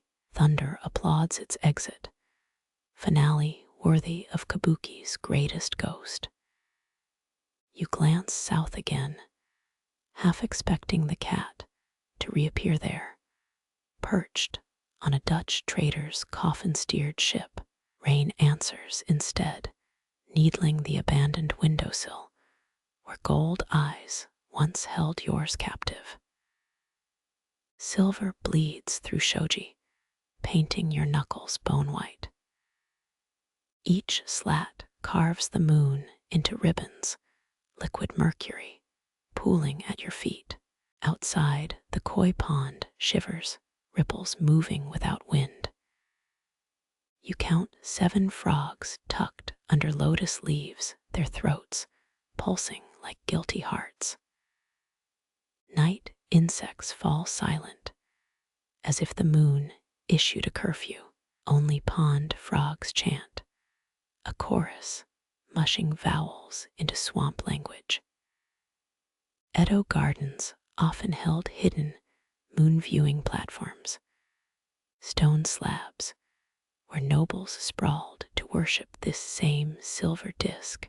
Your tatami mat feels less dignified, a crick already forming in your left hip. One frog croaks lower than others, a bass note rattling your cup's rim. Historians still argue whether feudal lords trained frogs as living alarm systems, Ribbits signaling intruders in maze-like estates. Unlikely, but the thought sticks. This amphibian tenor might be a retired spy. Moonlight silks across the veranda, so bright you see every scratch on the lacquered tray. Shadows of bamboo stalks stripe the floor, prison bars for fireflies trapped in jars. That one plum branch scrapes the screen again, its twigs spelling warnings in braille. Only night creatures understand. Your pinky traces a watermark on the table, left by some long-gone guests, sweating sake cup. The stain resembles Hokkaido, if Japan's northern isle sagged under existential dread. Chilly air slips through torn paper, a ghost's fingertips testing your collar. Wind shuffles pine needles, an audience rustling programs before Act 5.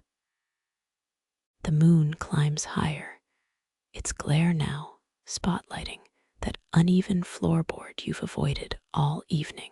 Every Edo teahouse hid one thief's board, designed to creak under assassins' tobby socks. Yours groans even when empty drama queen of carpentry. 3 quick frog croaks, ... probably complaining about tonight's mosquito selection. You mimic their rhythm against damp wood knuckles, tapping a wet Morse code. 12 generations back, your ancestors might have done this same idle tapping, awaiting swords or tax collectors. A cloud smudges the moon, half-eaten rice ball in the sky's bento box. Garden stones lose their edges, blurring into Rorschach blots. That boulder becomes a sleeping badger, the gravel path, its spilled beads. Even hallucinations get lazy after midnight. Frogs pause mid-verse, maybe spotting the teahouse cat stalking past hydrangeas. Their silence aches louder than their croaking. One nervous plop breaks the hush, some tadpole forgetting they're supposed to be Zen masters now. Moonlight pours down the veranda steps, a spilled milkshake of photons. You consider lying flat. Let silver fill your eye sockets like egg white. Edo poets called this moonbathing, though you'd need approximately 9 more sake cups to attempt nude versifying. A fish leaps, starburst of droplets tearing the pond's skin. Ripples reach the bank, tickling reeds into gossiping shivers. 17th century garden designers often placed leaping stone paths, forcing visitors to hop like herons, thus preventing drowsy samurai from napping on duty. Your knee protests the lotus position, a joint older than this teahouse's foundation. Shuffling sideways, you knock over the empty cup. It rolls toward the screen wheel of fortune pointing at mild humiliation. The waitress warning floats back, chilly nights ahead. Mist rises off the pond now, fingers beckoning toward drowned things. That frog chorus shifts key, mournful minor notes for sunk hopes and lost umbrellas. Clouds peel away, moon reappearing as an interrogator's lamp. Shadows shrink, cowering under plants, and your own hunched shoulders. Even the bamboo's prison stripes retreat, inmates pardoned by light. One audacious firefly braves the shoji, green lead, hovering near your nose. Its computer code blinking suggests arrogance or terrible navigation skills. Edo children trapped them and Chinese letter radishes, living lanterns that died before dawn. You blow gently, sending the bugs spiraling toward the ceiling. Its light winks, semaphore for human breath, detected, abort mission. Through torn paper, the moon watches your cruelty, unchanged, as a casino dealer's smile. That crooked floorboard creaks again. No thief, just expanding wood in the cold. Wind reads the room, turns pages of an invisible book. Spine cracks, chapter titled, How to Be Lonely Without Whining. Pond frogs rally, croaking like smokers, clearing their throats for karaoke. Their ballad has no chorus, just endless verses about wetness and longing. One tries vibrato, fails, sulks into a gurgle. Silver patches on lily pads glow, calling cards left by moon drunk on power. Dawn remains hours away, yet roosters lie their clocks set to farmer superstitions. Your spine molds to the wall's curve, plaster, accepting your shape like memory foam. Air smells of drowned moss and reluctance to move. The moon tires too, its silver tarnishing toward nickel. Shadows stretch, then yawn, blurring their job description. Even night wants union breaks. That last frog gives up its final croak, the acoustic equivalent of mic drop. Darkness settles deeper, heavy as a sumo wrestler's satin robe. Your little finger goes numb, pressed against cold floorboards. Blood swirls back with prickling fury. 1,000 sake needles stinging skin. Move or scream. The dilemma gutter snipes face daily. Far off wood clacks. A night watchman's blocks, proclaiming all's mediocre. His rhythm matches your pulse, lagging slightly like a song played on warped vinyl. Edo's fire patrols earned extra rice, snapping these sticks. Preemptive applause for flames that never came. Another fish leaps, smaller splash, half-hearted audition for tomorrow's menu.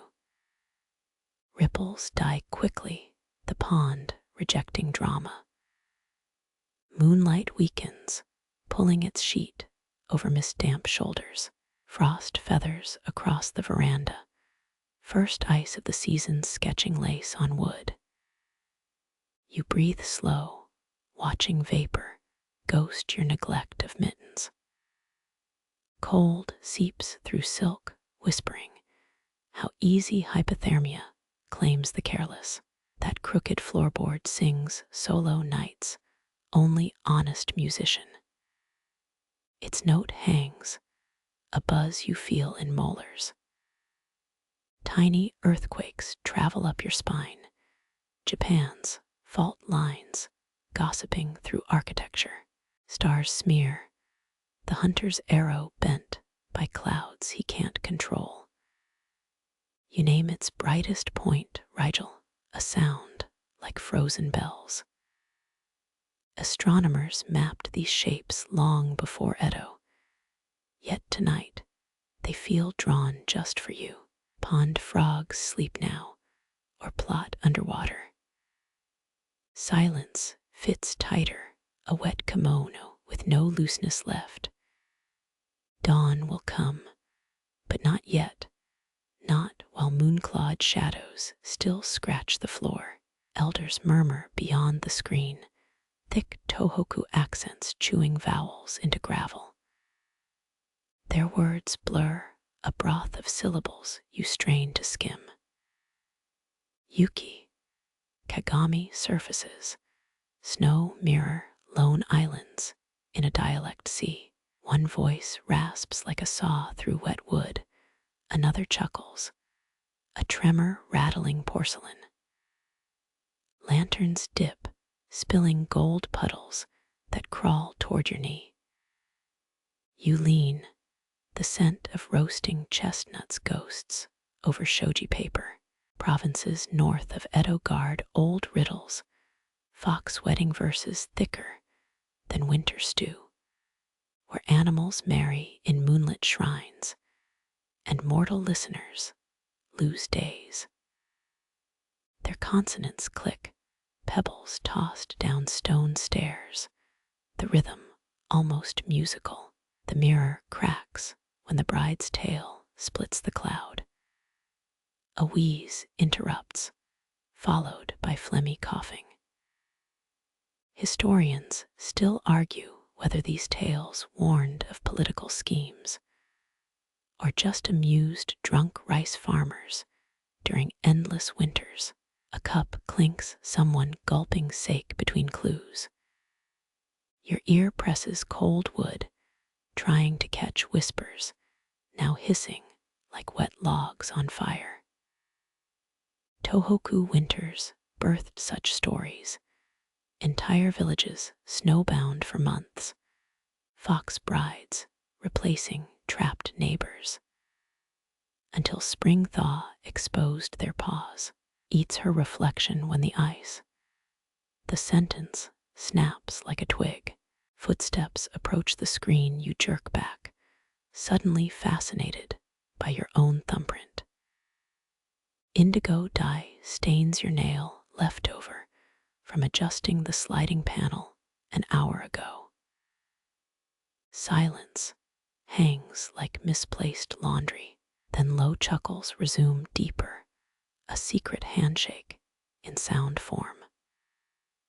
You catch sixth night's dream salted in before meaning dissolves again.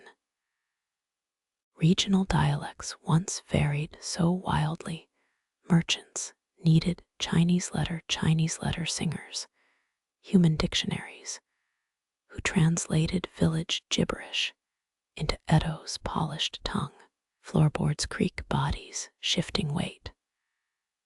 A pipe's cherry glow pulses behind the screen, firefly signaling in smoke code. Your nose wrinkles at burnt leaf tang, cheap tobacco, preferred by those who savor bitterness. That quack doctor on Nihinbashi Bridge swore smoking cured melancholy. But mostly, it cured idiots of their savings. White pelt becomes the blizzard. A voice insists, met by grunts of approval. Fox weddings required broken mirrors, shine stolen to blind mortal witnesses. Or so sauced grandpa's claim. Someone slurps tea, a volcanic inhale, then sighs like a punctured bellows. Through paper, shadows bloom, a hand gesturing wide. Fingernails catch lantern light, 10 crescent moons stabbing the dark. You imagine their faces, wrinkles mapping harder winters than you'll ever know. Edo's fire patrol clacks his sticks, far off, 2 sharp raps, no answer needed. One elder clears his throat, a sound like boots sucked from mud. His next words crisp, perhaps leaning closer. So the groom's fang holds the answer, but the question melts. Another interrupts, faster, blurring syllables like ice skating over syllables. Wind sneaks in, teasing the lanterns into frantic nods. Golden light waltzes across your sleeve, foxfire mimicry that dies when the gust passes. The cold nips your earlobe, punishment for eavesdropping on spirit's small talk. A chair scrapes, startlingly loud. All muttering stops dead, hunted creature stillness. You freeze, knee creaking an embarrassing protest. Cicadas choose this moment to resume their buzz, a wave covering your retreat. Their whispers return, hushed now, feather strokes on damp air. Only 3 words breach the barrier: ash on never trust, and one final Nico's shadow. The last means nothing, yet goosebumps rise like tiny graves. Someone hums an off-key folk melody about crows stealing mittens. Footsteps retreat toward the exits, straw souls whispering farewell. A screen slides shut with a papery sigh, silence pooling where voices once swam. You exhale, not realizing you'd held breath hostage. Those words bob in your mind, snow and mirrors, refusing to link. Frost paints the veranda's edge, lace itching to climb higher. For a heartbeat, the scent of wedding incense flavors the cold, then dissipates ghost of a ghost's gossip. Your thumbnail digs into the eavesdropping ear, as if to dislodge that riddle. Night stretches thinner, the moon, a peeled apple, browning in the sky's lunchbox. A last lantern sways, casting its final joke, your shadow long and fox-tailed on the wall.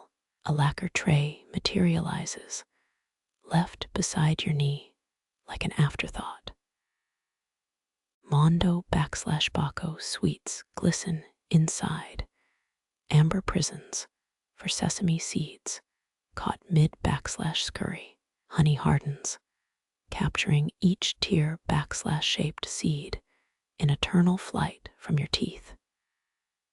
Your fingernail taps the surface, a faint click answering. This isn't the delicate wagashi served at tea ceremonies. No, this is the forgotten relic, the sweet nobody polished. Ito /Shira confectioners called them bedtime stones, chunks of boiled /down, honey sold cheap near temple gates. You lift one, heavier than it looks, tiny seed faces pressed against their golden bars. Some say they hardened to withstand horse /cart journeys. Others claim lazy cooks spun caramel too long. Historians still argue whether samurai gnawed these during sieges, or just gave them to nagging children. Biting down, your molar meets resistance, a fossilized crunch between jaws. Sweetness detonates 2 seconds late, molasses ghosts punching through amber. A sesame seed escapes, rolling under your tongue like a smuggled pebble. They're nearly indestructible, these candies. Excavators found intact ones in 1800s trash pits, still gleaming, still daring someone to try. That street vendor near a Sakusa shrine swore chewing them prevented tooth decay, a lie sold to parents desperate for quiet. Candlelight bleeds into the honey, revealing trapped air bubbles, each a microscopic scream from 1823. Your incisor pries at the matrix, sparing seeds their execution. This is stubborn sweetness, time turned into something you can choke on. You count sesame escapees, 3 so far tiny prisoners tunneling to freedom via your molars. A waitress passes her sleeve brushing your shoulder blade, but the tray stays. Standard Teahouse protocol. 5th /rate sweets appear when management forgets you exist. The glaze on the lacquer reflects your cheek, a warped moon peering back. Someone carved wave patterns here, now worn smooth by generations of disappointing desserts. This tray has seen lips purse, eyes roll, jaws abandoned mid-chew. A sugar dusting clings to the gaps between seeds, aged /book/pay, yellow. Imperial records show confectioners sometimes added powdered clam shells for texture, a fact better left buried. You decide not to lick it, wisdom winning for once. Another bite fractures the brick maple/reek molasses oozing from its core. The Edo/Meiji transition birthed stranger treats, deep/fried sugar sticks, flower petal jellies, but none as durable as these edible paperweights. Your tongue prods a cracked molar, suspicious. This candy started the ache. Medieval dentists drilled cavities with iron nails. A thought that makes you chew faster, masochism, disguised as defiance. 4 more seeds flee into cheek crevices, cowards abandoning their honeycomb bunker. This stupid sweet has outlasted emperors, earthquakes, the invention of street lamps. It mocks your feeble human teeth from its pedestal of carbs. A drop of tea might soften the siege, but your cup sits empty, abandoned, when the riddle's ended.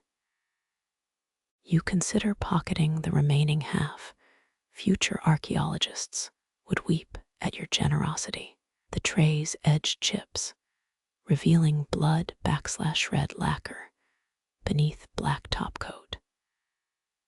Poison girls of the Sengoku era hid toxin in such layers, waiting for prey to nibble the veneer. You stop picking at it, suddenly admiring self/preservation. Honey glues your thumb and forefinger together, now a sticky arrest. Wiping them on your sleeve leaves a gloss, indigo silk, rejecting modernity's goo. 300 years ago, that stain would have cost a servant her wages. Outside, rain resumes its whisper campaign against the roof. Even water sounds bored by your culinary stalemate. The candy softens slightly, climate finally yielding. But your jaws already filed an injury report. Surrender seems noble. You lay the half-eaten brick on the tray, its scarred face gleaming victorious. Let tomorrow's guest battle it, or the mice, who deserve a challenge. Lanterns gutter, their light thinning into gray paste. Honey hardens again, sealing teeth marks into history. Your failed conquest fossilized till dawn. Lids drag downward, lead weights stitched to your lashes. The room exhales, a giant's weary breath escaping between floorboards. Flames sink in their bronze cups, bowing like exhausted kabuki actors, holding final poses. Your spine molds to the floor, a wax figure, left too near heat. Edo period tea houses never closed, staying open till the last guest stumbled out, an immortality of hospitality. Yet tonight, the air itself begs for rest, thick with the musk of pine resin and human fatigue. 3 patrons remain, their silhouettes blurred at the edges, as if sketched with charcoal and smudged. One folds forward, forehead kissing the table, a samurai surrendering to his rice wine demons. Another's cup trembles, sloshing dregs of matcha onto plum-stained wood. The third, you swear, hasn't blinked in 9 minutes. Historians still argue whether the third night bell signaled closing time or just prompted servers to hide the decent tea. Your hostess certainly vanished, taking with her the clink of good porcelain. Only the lowliest clay cups remain orphaned on trays. A bonsai pine near the entrance shivers, though no breeze touches it. Superstitious regulars whisper about yokai stealing yawns here, feeding on drowsiness like lazy vampires. You almost believe it, your own energy wicking away into the tatami. Shadows deepen between lanterns, swallowing whole corners of the room. What was once a heron-painted screen fades to a gray smear, its story abandoned mid-chapter. You try recalling the bird's posture, wings up or down, but your mind slips, a fish through tired fingers. Even the ceiling beams sag, centuries of rain-heavy roofs pressing downward. A moth gives up, crashing into your sleeve, wings powdered with defeat. Its antennae twitch once, then stillness. You envy its shortcut to oblivion. Your pinky finger twitches, an involuntary Morse code tapping retreat. Blinking feels theatrical, each lift of the eyelid requiring director's notes. This isn't mere tiredness, it's gravity doubling its bet. The house always wins.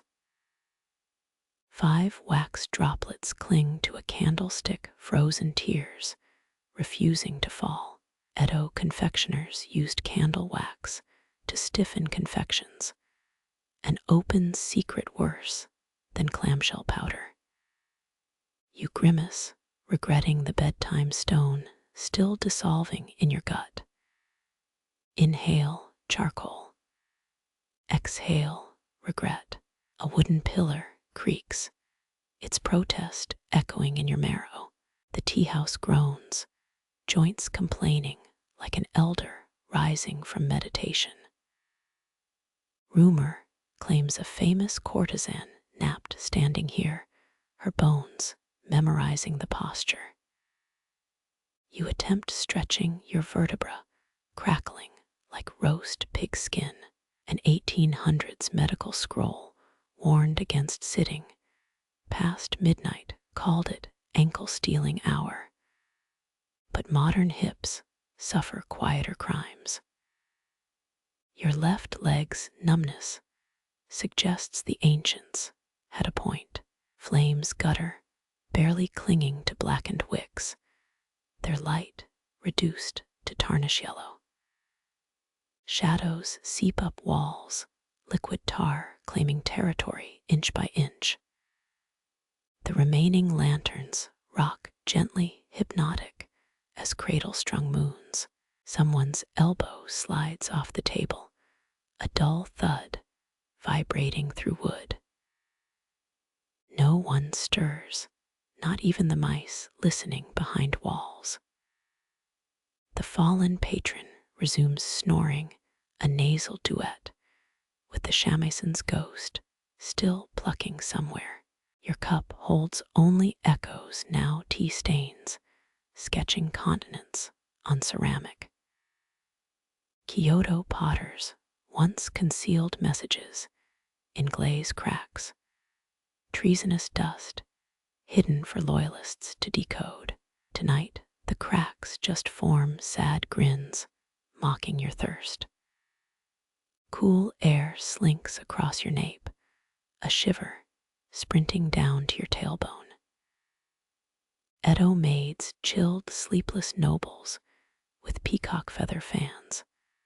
A service discontinued once clients started punching walls. You trade 3 honeyed almonds for that icy luxury now. The old storyteller's empty stool gapes, a toothless mouth missing its favorite joke. He fled hours ago, wisdom tucked into his sash like stolen bread. Only his pipe smoke specter lingers, curling near the rafters, watching you sink further. Your knuckles press the floor, searching for the vibration of departing rickshaws. Nothing. Even the night market's drums surrendered. Nihinbashi Bridge lies silent fish beneath it, holding their breath. Eyelids lower, velvet curtains on a failed play. Breath evens out, tides slowing to a standstill.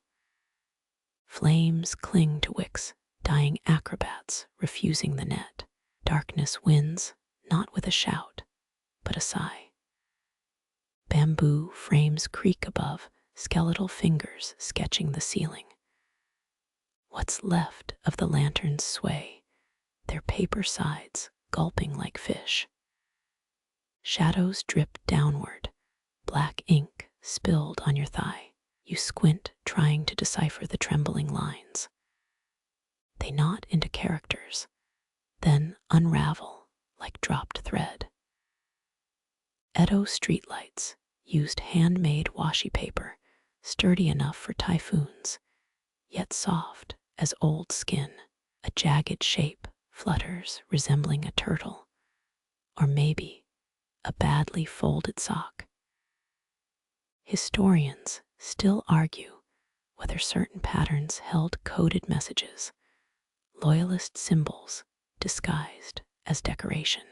Your shadow turtle dissolves, reforming as a lopsided mountain. The lanterns tilt, their iron hooks groaning like old men. Light bleeds through a tear, drawing a comet's tail across your knee. Kabuki actors once rehearsed expressions by lamplight, chasing shadows on rice paper walls. One shadow pools, thickening into what could be a word.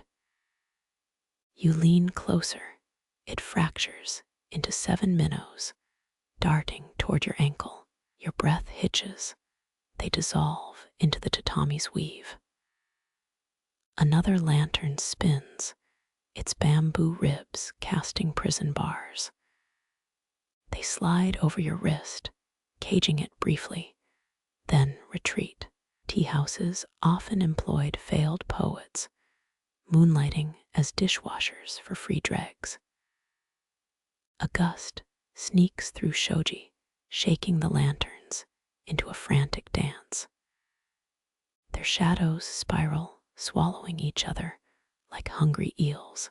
You grab at a passing shape, fingertips grazing nothing but floor, the lanterns still exhausted by their own performance. All that remains is a gray smudge, the ghost of a stanza, never finished. You exhale your own breath, scattering the last dark strokes. Silence reclaims the room, thicker now, stuffed with unanswered questions. Even the mice pause, their claws hushed against the wood. Darkness settles, not as a blanket, but as erased ink. The poem ends unread. Indigo seeps deeper, stealing light like a clever thief. Your sleeve deepens to plum, as if bruised by twilight itself. Silk groans softly, a noise unheard in crowded daylight hours. The dye smells of fermented leaves, pungent and ancient. Edo dyers used real indigo for plants, steeping cloth for 20 days in cedar vats. You catch salt sweat underneath, the ghost of the weaver's long labor. Under table shadows pool, turning lapis strands near black. Though they say kimono threads number over 10,000, your eyes glaze counting. Someone once hid love letters in a sleeve lining, only for moths to eat every word. Threads glint where lantern light still grazes them. Gold twists into copper, the metallic tang sharp on your tongue. Historians still argue whether certain hues signaled political dissent or just dye shortages. Dampness expands each fiber, silk swelling like creek-soaked bark. Patterns emerge unseen before a lotus root's lacy cross-section. For one heartbeat, your garb feels heavier, sodden with unshed rain.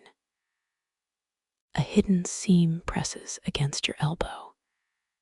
Its stitches pulse, recalling the urgent tug of the loom. Noblewomen demanded silkworms, fed only mulberry leaves, believing others produced inferior thread. Darkness bleeds upward, a reverse sunset devouring the hem. Your knees disappear first, swallowed by ink-blue depths. Weavers worked by dawn light, their fingers cramped before the first temple bell. Someone left a spool's width gap near your collar. Cold slips through, a needle's kiss on your neck. Tattered kimonos became diapers, or lamp wicks, nothing wasted in the floating world. The belt sash softens its stiffness, lost to warm skin. Layers cling now, whispering secrets to each fold.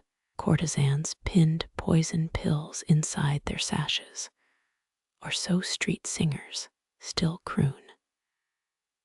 Plum becomes a purpled shadow, swallowing chrysanthemum embroidery whole. You exhale, fabric tightening like a second skin. Even the moths hesitate, their wings dusting the dark. Silk remembers tension, the relentless grip of wooden stretchers. It sighs, relaxing stitch by stitch against your arm.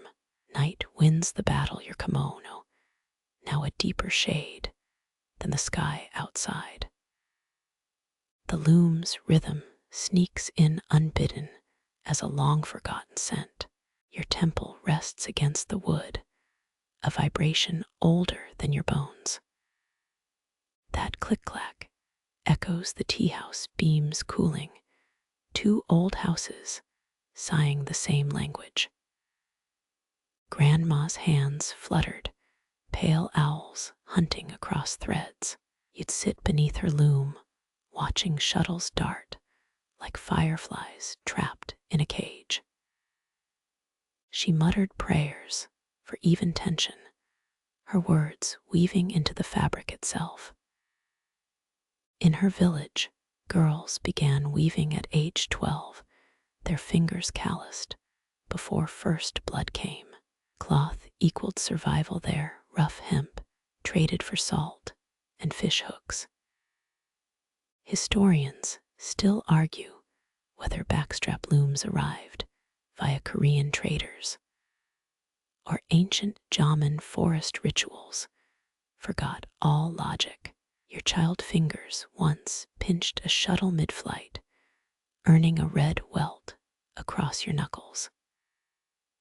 Grandma's laugh rasped, threads remember disrespect. They'll tangle your wedding kimono. She blamed every snarl on grudge-holding cotton, left offerings of rice wine for the loom gods. That rattletrap monster ate daylight, sunbeams shredded into warp strings. You'd steal bits of indigo thread, tying them around baby teeth before hiding them under floorboards. An eccentric scholar once claimed Edo weavers encoded weather reports in persimmon-dyed cloth, foolish or genius. Breath hitches now, a splinter lodged deep in memory's thumb. The teahouse walls hold that same wooden creak, looms gossiping across 300 years. Hands smoothing your kimono feel suddenly thin, translucent as her rice paper patterns. She sang of the night-weaving princess, cursed to spin spider silk, her tears gilding each strand. Real silk farms boiled cocoons alive, thousands of wriggling white commas snuffed mid-sentence. Noble women never pondered that sticky truth, ignorance smoothed over itchy necks. Your elbow bumps a table leg, the shock echoing up into a long-gone attic. Grandma stored moth-repelling cedar balls in empty miso barrels, their scent sharp as broken promises. Some swore placing a dead moth under the loom brought perfect tension, a macabre little hack. Moonlight bleaches the tatami, just like it bleached her unfinished bolts. She left one cloth half-woven, claiming ghosts finished it while the family slept. You'd peer at dawn, half expecting to see spectral threads spelling your name. Laughter hiccups out, startling a cat near the doorway. She'd hate this teahouse's gaudy gold threads, tinsel for crows. She'd sniff. Yet her own obies hid sly humor, embroidered mice-chasing thread-spool cheese. That final winter, her shuttle moved slower than freezing sap. They burned her loom for warmth.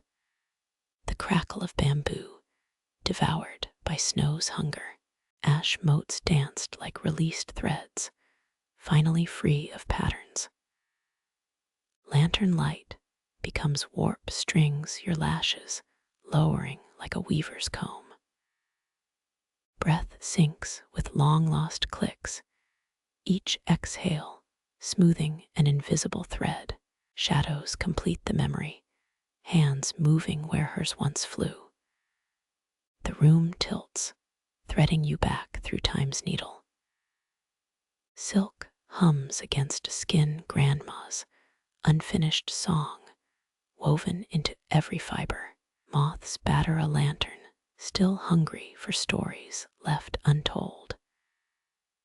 Booming shakes your teacup, ripples chasing each other like scared minnows. The floor thrums as if giants are stomping the earth in wooden sandals. Your ribs buzz, a beehive trapped behind your breastbone. Someone laughs, nervous as a sparrow watching a cat yawn. Matsuri drums, a waitress murmurs, balancing empty cups on a tray. Edo festivals hired hundreds, farmers moonlighting as thundermakers. Their drum skins, stretched cowhide, cured in mountain air, the wild rumors whisper of wolf bellies. A man sloshes his tea, dark droplets staining his sleeve like muddy paw prints. When I was 17, those drums marked the start of summer floods. He mops his wrist, a practiced gesture of old regret. Priests said it pleased the river. Historians still argue whether furious drumming patterns warned of coming fires, secret codes broadcast across neighborhoods. 6 short beats too long.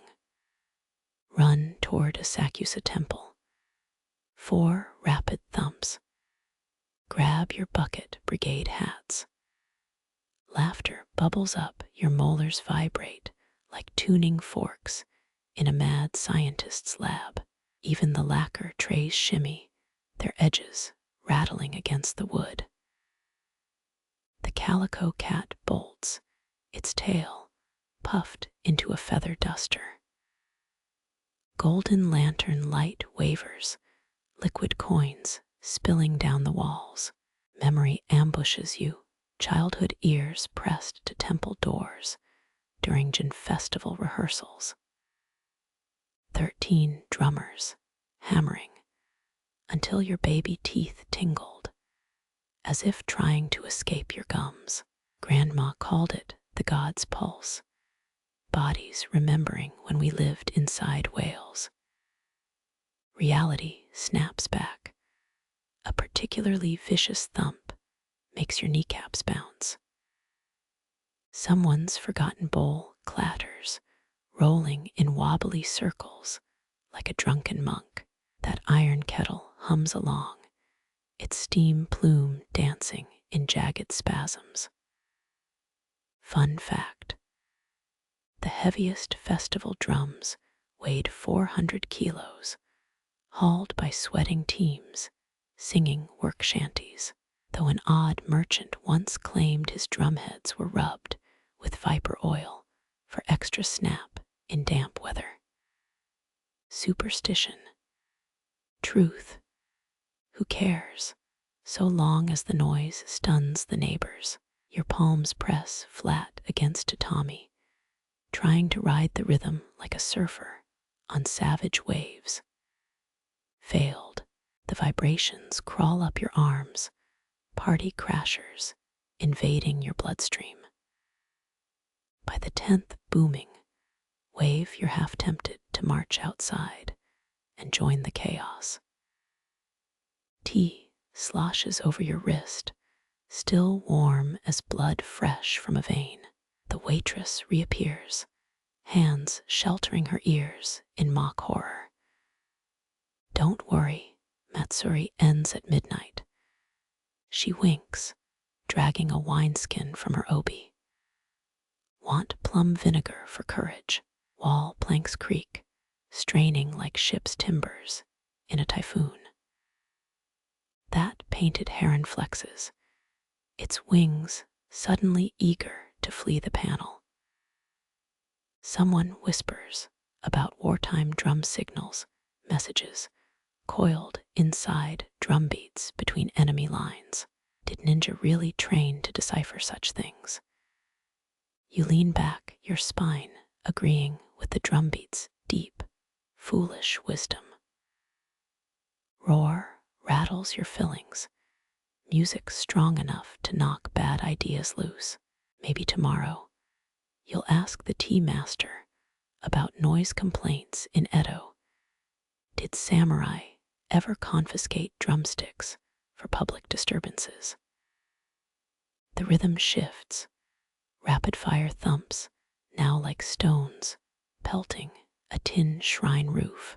Air thickens with phantom scents, fried squid, scorched sugar, sweat-soaked hemp robes. Festival ghosts flit through the teahouse, invited by the drum's reckless invitation. Laughter erupts among the staff. They're tapping ladles against buckets in answer.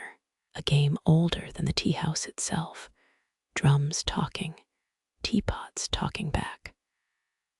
When the last reverberation fades, silence rings louder than any gong.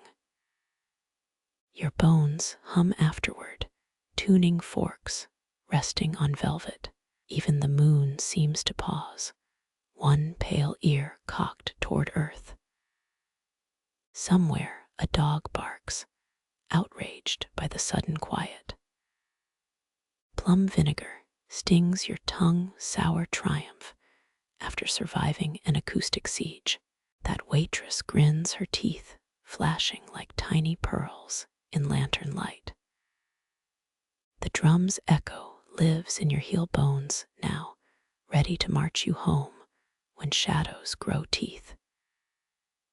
Steam curls toward your chin, a phantom finger beckoning you back.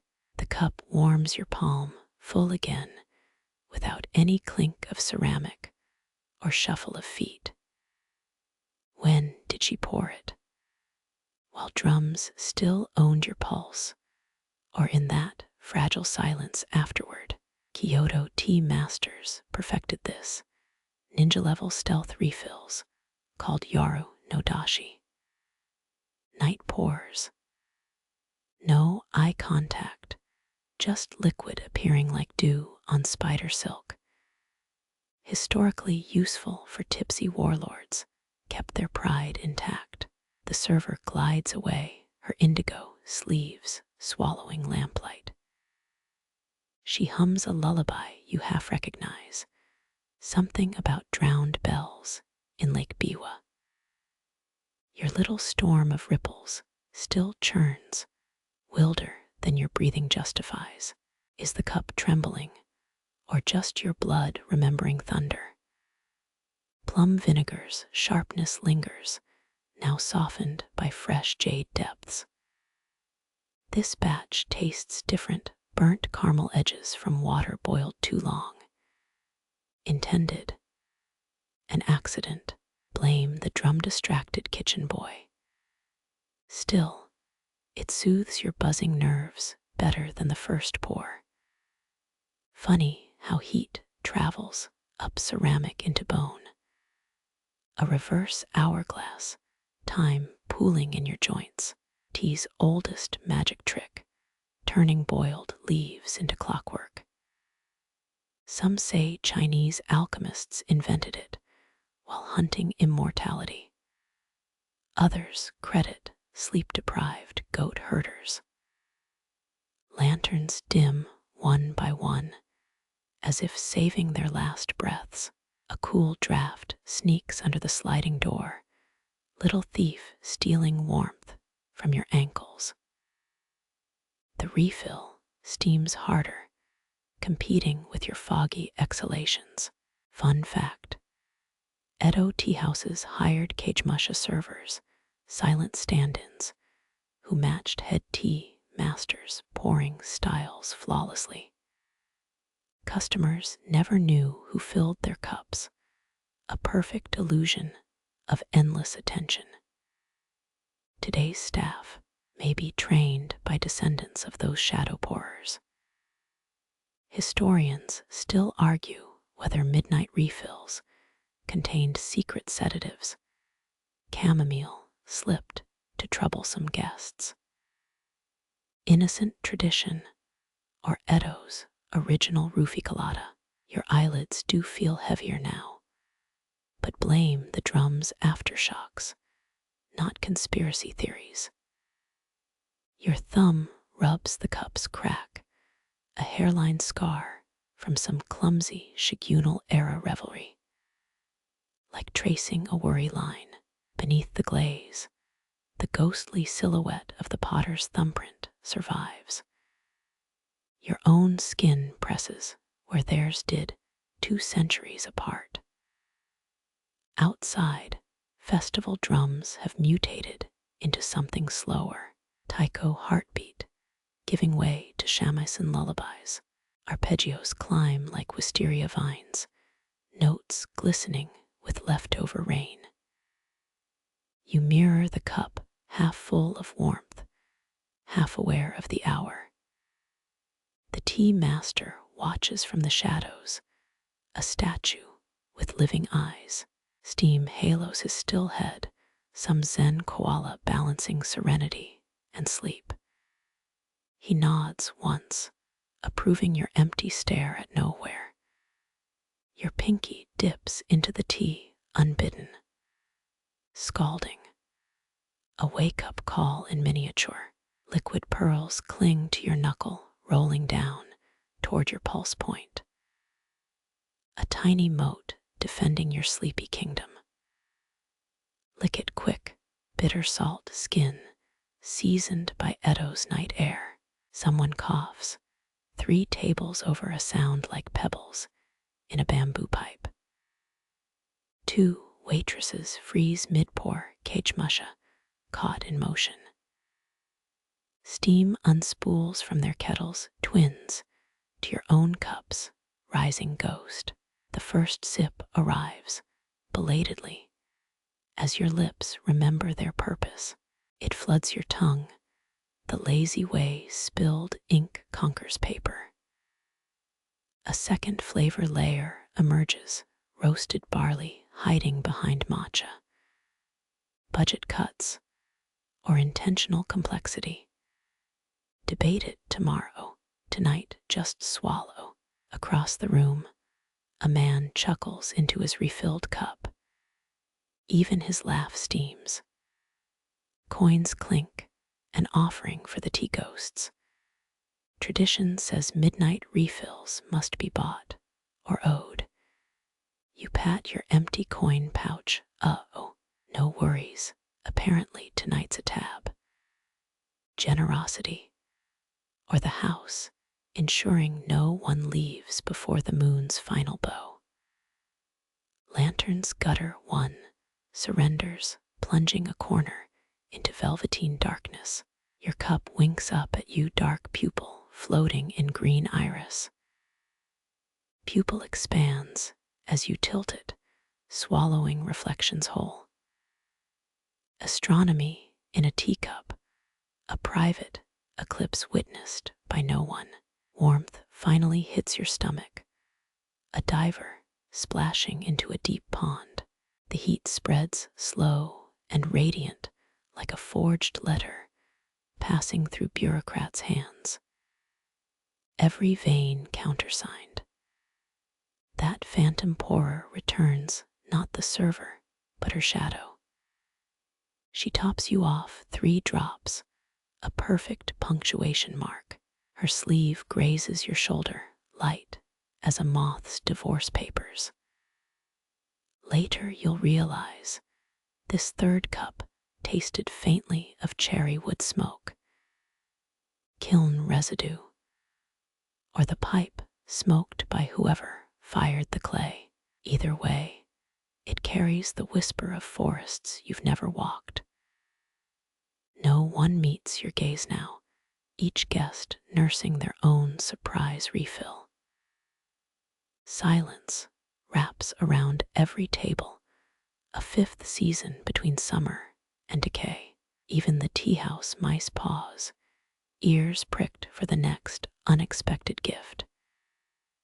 Your finger finds the cup's chip again, roughness beneath smoothness. Like finding a scar with your tongue. This close, the ceramic smells of lightning-struck beach sand, the quartz within forgiving nothing. Draining, it feels like surrender, like admitting clocks matter. Last drops cling, siblings refusing to part ways. Tilt further, they escape anyway, rebels diving into darkness. The empty cup rings, a tiny bell for tired pilgrims. When you finally exhale, your breath swirls above the rim. A misty twin to all that rising steam earlier. Smoke signals from a body that's half liquid, now half dreamt. Fingertips forget temperature, blurring lines between warm cup and warmer palm. You might float away, but gravity glues your hips to the floor. Dimly, you note fresh steam coiling nearby. Someone else's 4th round begins. The tea master finally blinks, a decade between lid movements. Ritual complete, his spine softens. He melts into the shadows, leaving only steam signatures behind. Your refilled cup cools, untouched. Let the tea ghosts drink it. They earned their share tonight, pouring secrets into mortal veins since the first kettle boiled. Dawn's problem, not yours, not here where steam still writes letters in the air, addressed to no one. The cough rips through the haze, 3 jagged barks, rattling ceramic cups into awareness. Your neck cranes toward the sound, an old man hunched near the dying hearth. His pipe glows between knuckles, warped tree roots dipped in lacquer.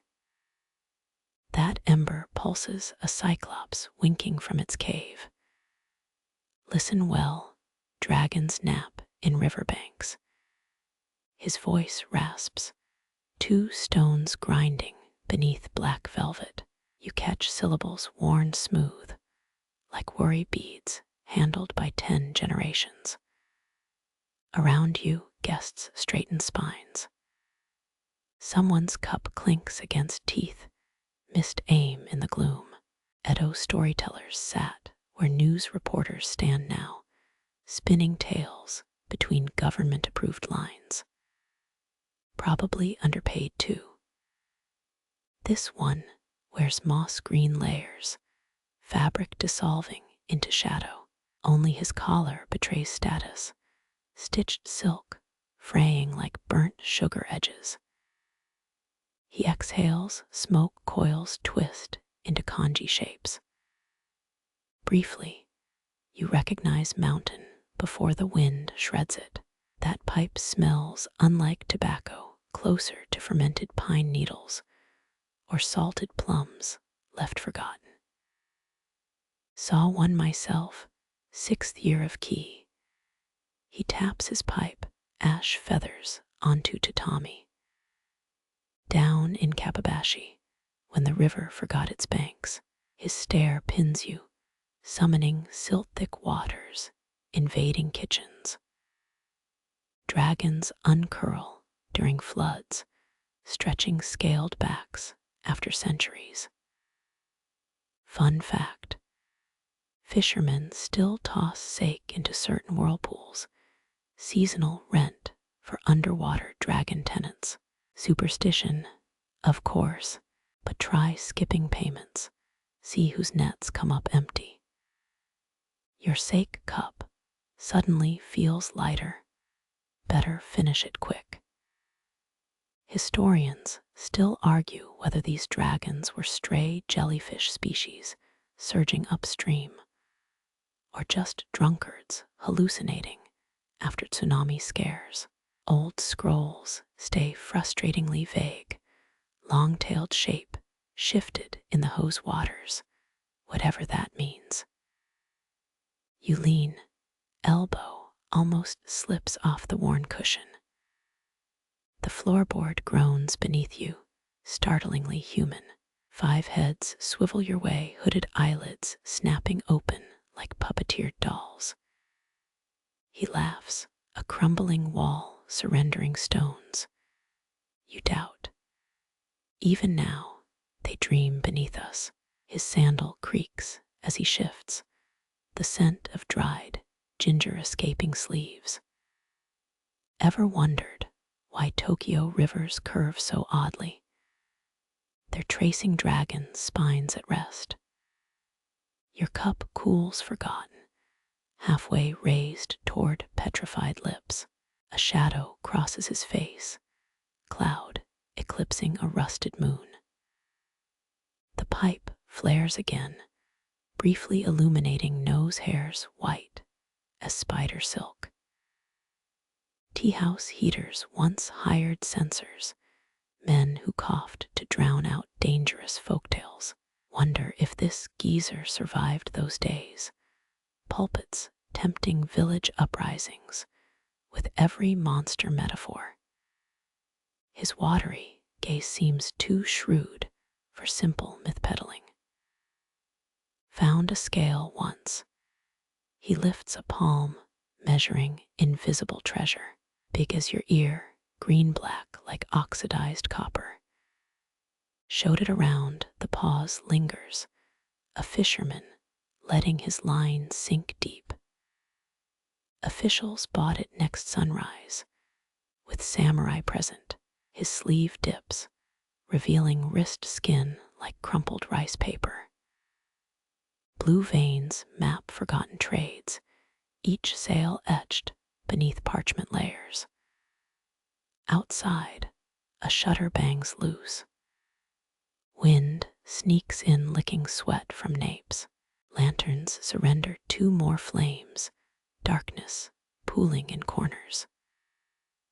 The remaining glow huddles near the storyteller, stepmother, favoring her least liked child. You shiver, suddenly aware of the floor's chill climbing your calves.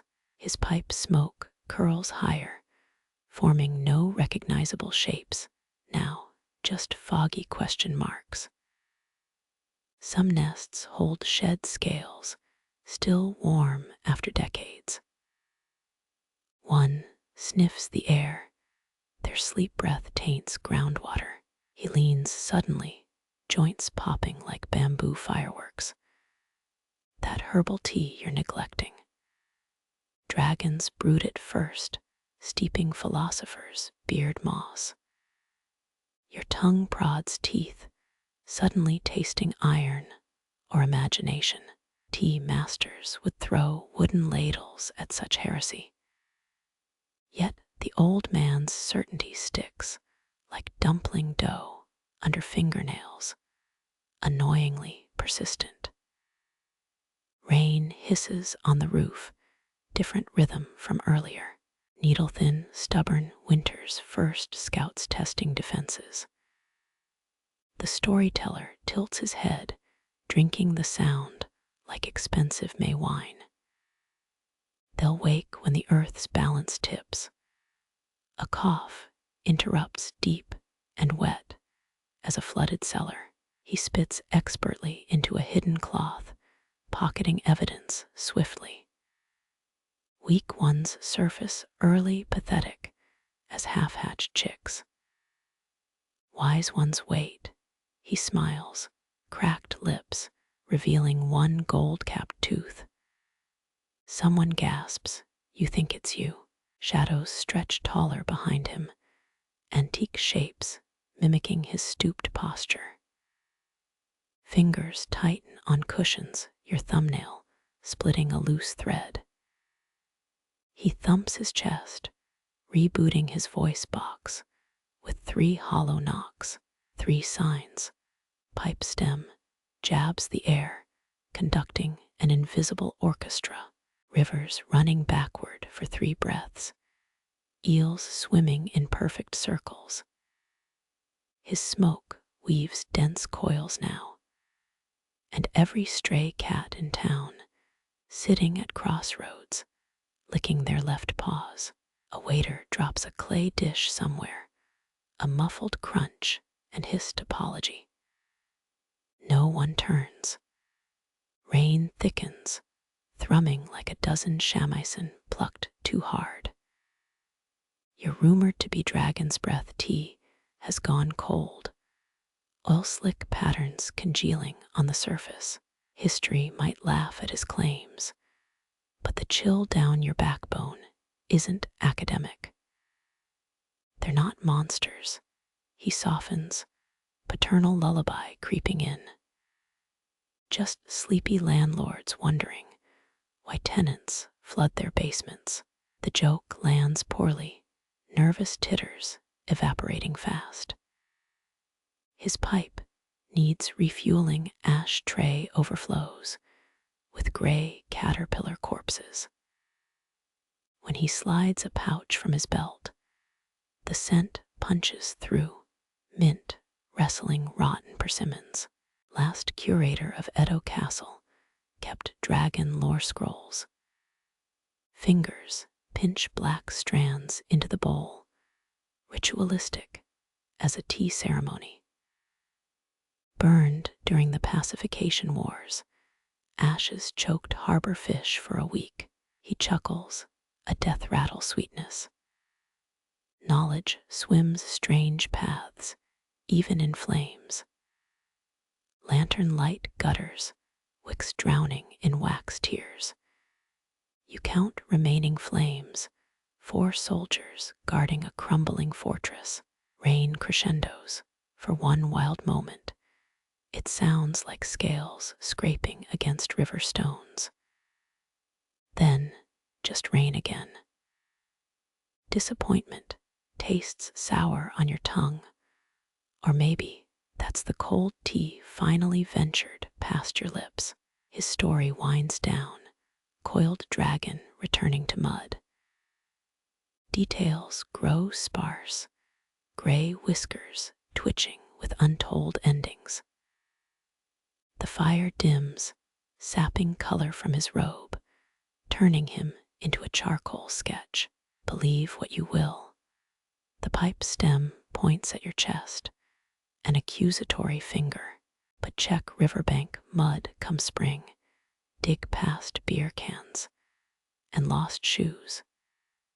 Embers flare one last time in his pupils.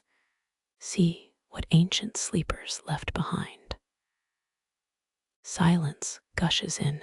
No one breathes for 3 heartbeats. Then fabric rustles. A server bows near the doorway, her silhouette sharp against rain-streaked night. The spell snaps. Cups lift, throats clear. Some waggle fingers for warm-ups, defiantly mundane against lingering myth. You rise, knees protesting their wooden kneecaps. The storyteller watches, pipe cold now, just a carved stick in wrinkled hands. A nod costs nothing, so you offer one.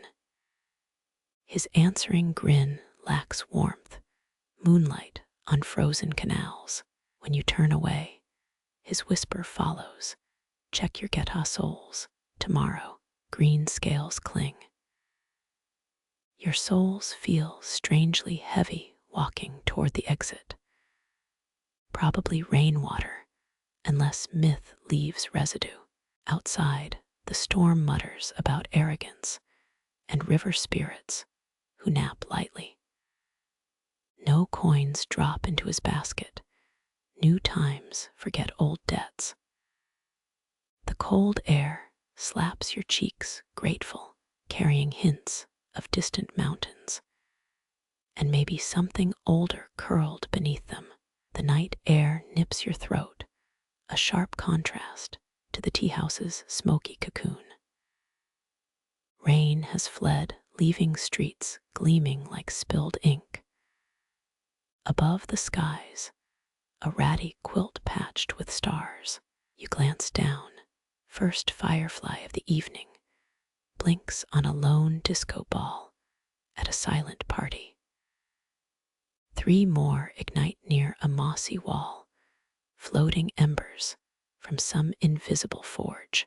Edo commoners paid good coin for caged fireflies, living lanterns for moonless strolls.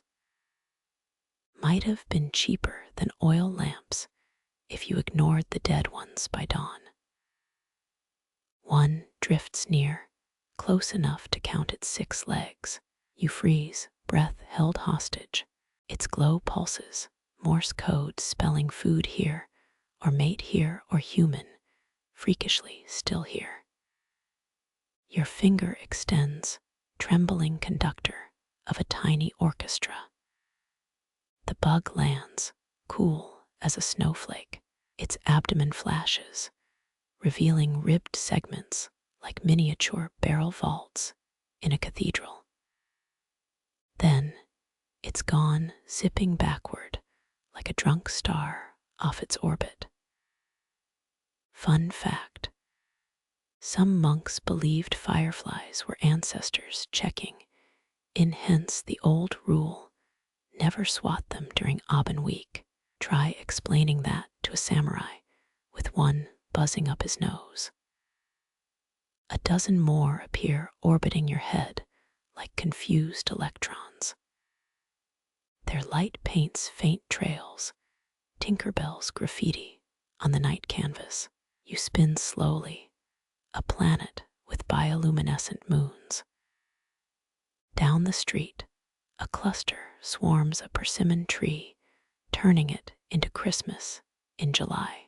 Historians still argue whether Edo's fireflies glowed brighter, fed on special river algae, now extinct. Scrolls mention lanternflies near the Sumida, big as chickpeas, their light strong enough to read by. Poetic license or lost biodiversity. Your jury's out. A child's whisper slices the dark. Look, they're stealing starlight. A girl points her getas clacking on stepping stones. Her mother hushes her, scooping a stray firefly into cupped hands. Together, they blow, sending it spiraling upward, a tiny flare seeking heaven. A breeze stirs, carrying the scent of wet tatami and distant fish stalls. Fireflies scatter, then regroup like startled dancers, finding their rhythm. One bumps your earlobe, ticklish as static shock. You laugh, the sound too loud in this liquid silence. Near the canal, their reflections double the spectacle. Pinpricks above, pinpricks below. The water's black mirror mocking infinity. You crouch, world reduced to this. Ripples, stars' breath. Is that a fish nibbling sparks, or just your knees complaining?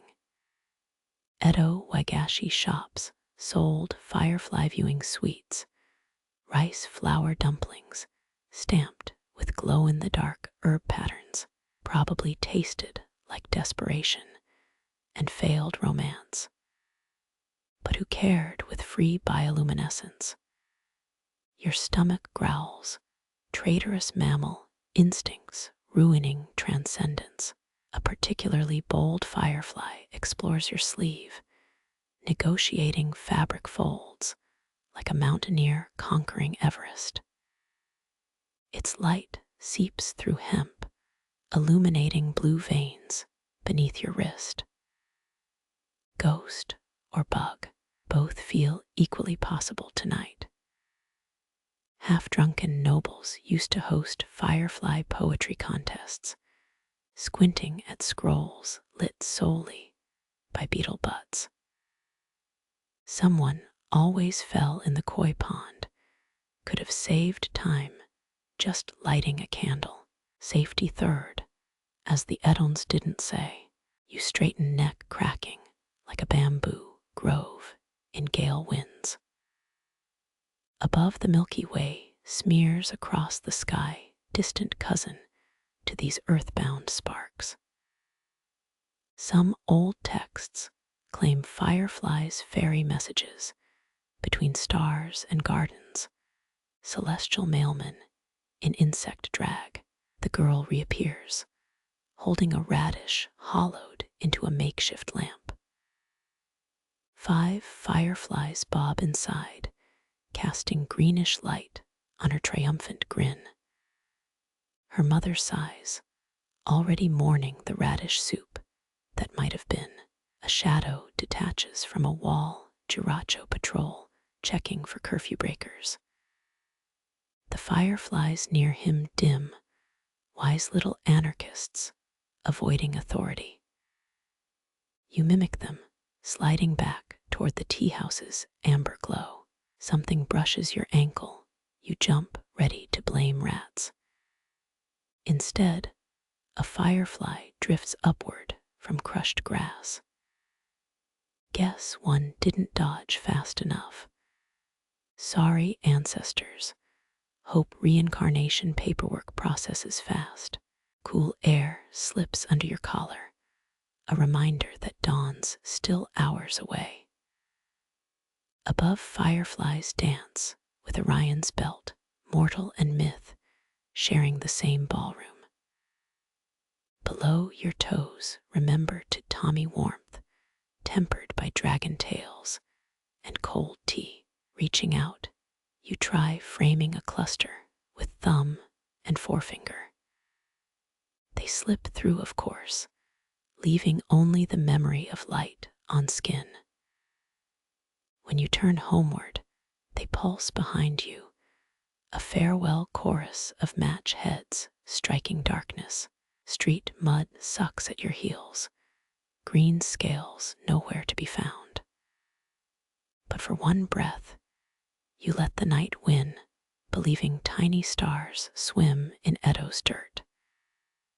Your elbow digs into the tatami, a dull throb blooming beneath skin, shifting only trades numbness for fresh pins and needles. Pillows stack nearby, plump clouds begging for your surrender. Edo floors weren't designed for lazy philosophers. Those reed mats hide bamboo rods thicker than your regrets. Commoners used buckwheat hull cushions, crunchy but supportive, like napping on shredded tax documents. Samurai apparently favored ceramic headrests, so they wouldn't muss their top knots mid-snooze. Imagine trying to relax on a rock painted like a turtle. Your pinky tingles, angry telegraphs from your ulnar nerve. Modern science blames poor posture. Edo-era masseurs whispered of demon fingers creeping into joints. Tonight you side with the demons. A pillow beckons, hand blocked with indigo fish swirling through waves. Its stuffing rustles, dried lavender, and questionable feathers stolen from ambitious geese. Historians still argue whether commoners slept directly on mats or used rolled kimonos as makeshift support. Either way, your spine votes for the fish. Leaning back, the relief hits like diving into miso broth. Pillows compress into obedient slopes, architects of momentary bliss. The ceiling beams stretch above centuries-old cedar, resisting termites and time. That dark knot near the corner, definitely watching you. Your forearm throbs, a fading drum solo. 3 floor divots mark where your knees planted too long, evidence of bad life choices. Some say tea masters trained kneeling for 6-hour ceremonies. Your tendons call them pathological liars. An attendant glides past her steps, silent as owl flight.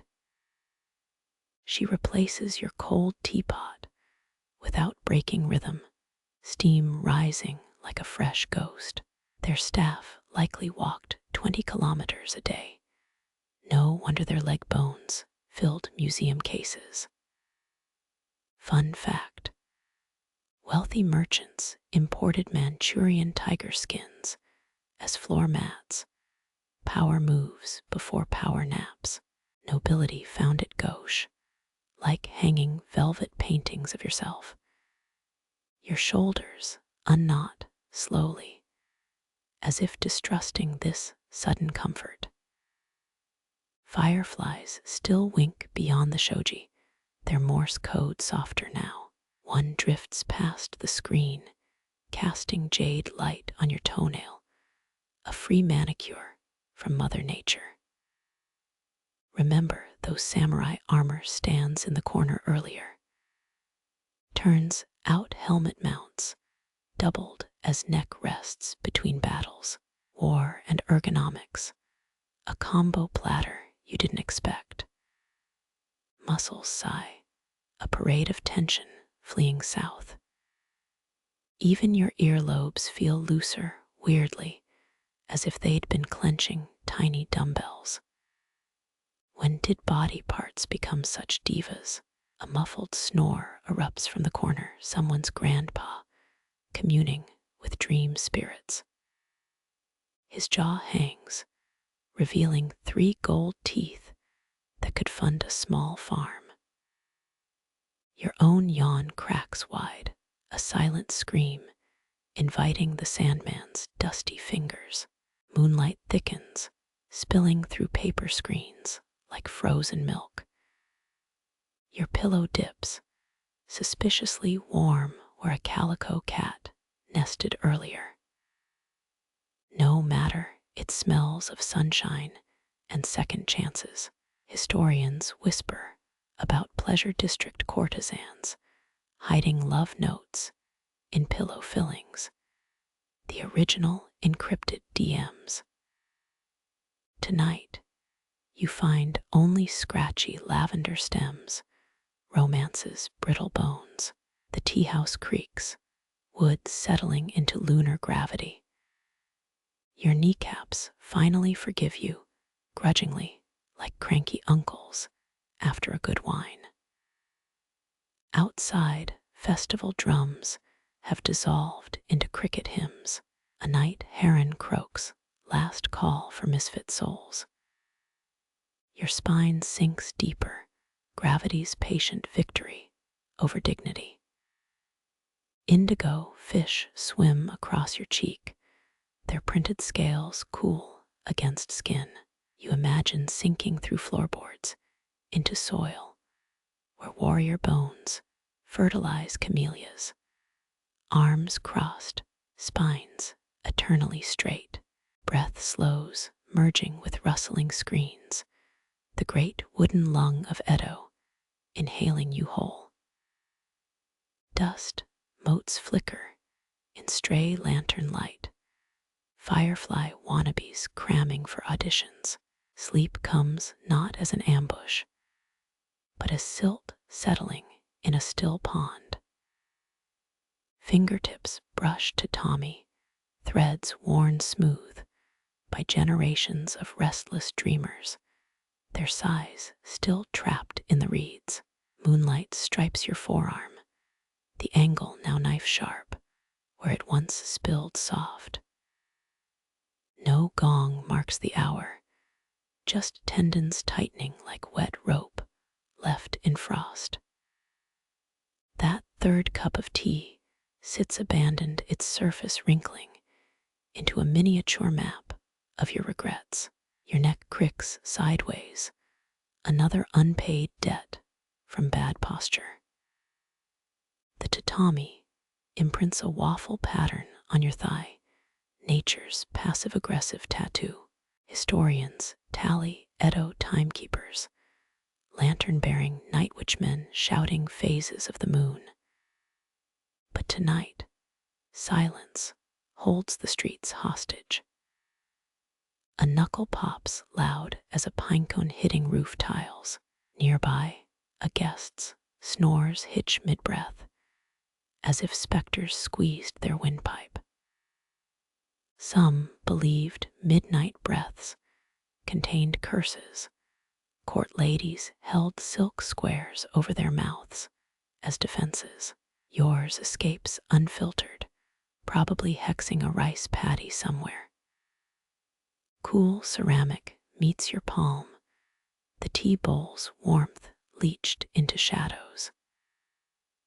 Lips touch stale liquid bitterness, concentrated into velvet bile. Ceramic headrests might have been torture devices, but at least they kept hairdos intact for surprise ghost encounters. Outside, a wooden clapper cracks twice.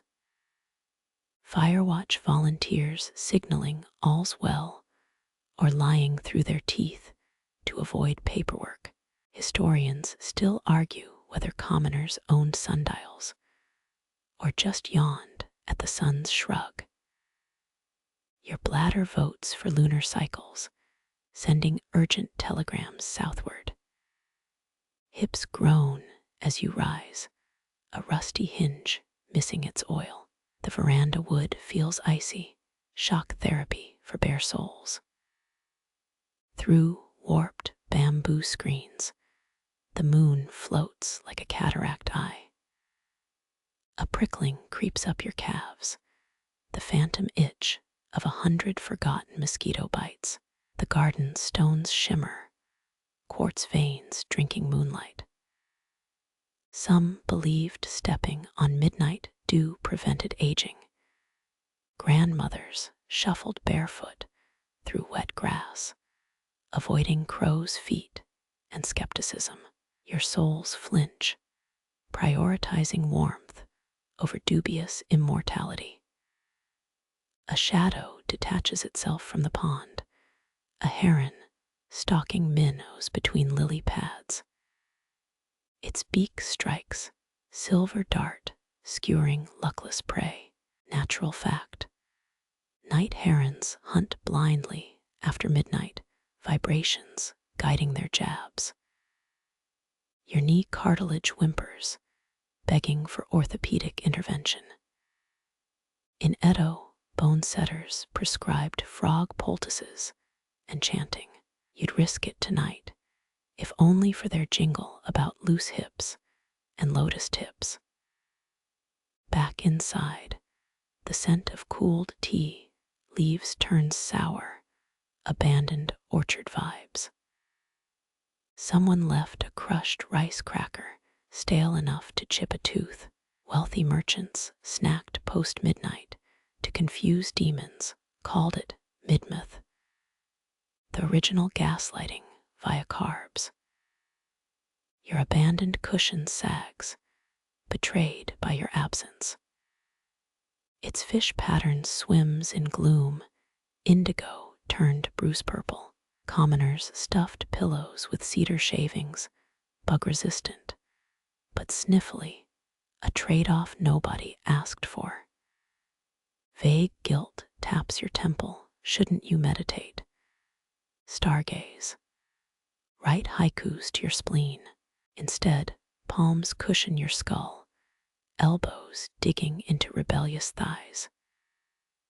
The ceiling, not still watching, judgy little wood-eye. A moth kamikazes into a lantern, wings frying with a papery hiss. Grandmothers called them ancestral souls, checking in, probably scolding your slumped spine. Its carcass spirals down a crispy comma in life's run-on sentence. Silver limbs the teapot's curve, dew condensing like sweat on cold skin. You prod it, the iron belly clinks emptiness, echoing up your finger bone.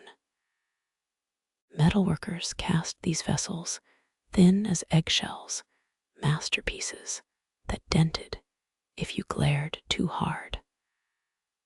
A floorboard squeals hidden beneath mats. Secret compartment, ninja tunnel. Probably just beetles feasting on centuries of toe jam. Your pinky toe throbs, angry at existence, demanding a cushion and apology. Rice paper screens glow, lantern-lit parchment skin. If you squint, the water stains morph into battling rabbits. Some believed night stains predicted rice harvests, famine bunnies versus fat crop bunnies. Wind scritches the roof, thatch whispering gossip to the rafters. A loose tile clatters one drunk pigeon away from catastrophe. Roofers mixed seaweed into mud plaster, stormproof glue, before chemistry got fancy. Your bones sympathize, needing their own kelp reinforcement. Shadows bruise the room's corners, spreading like spilled sumi ink.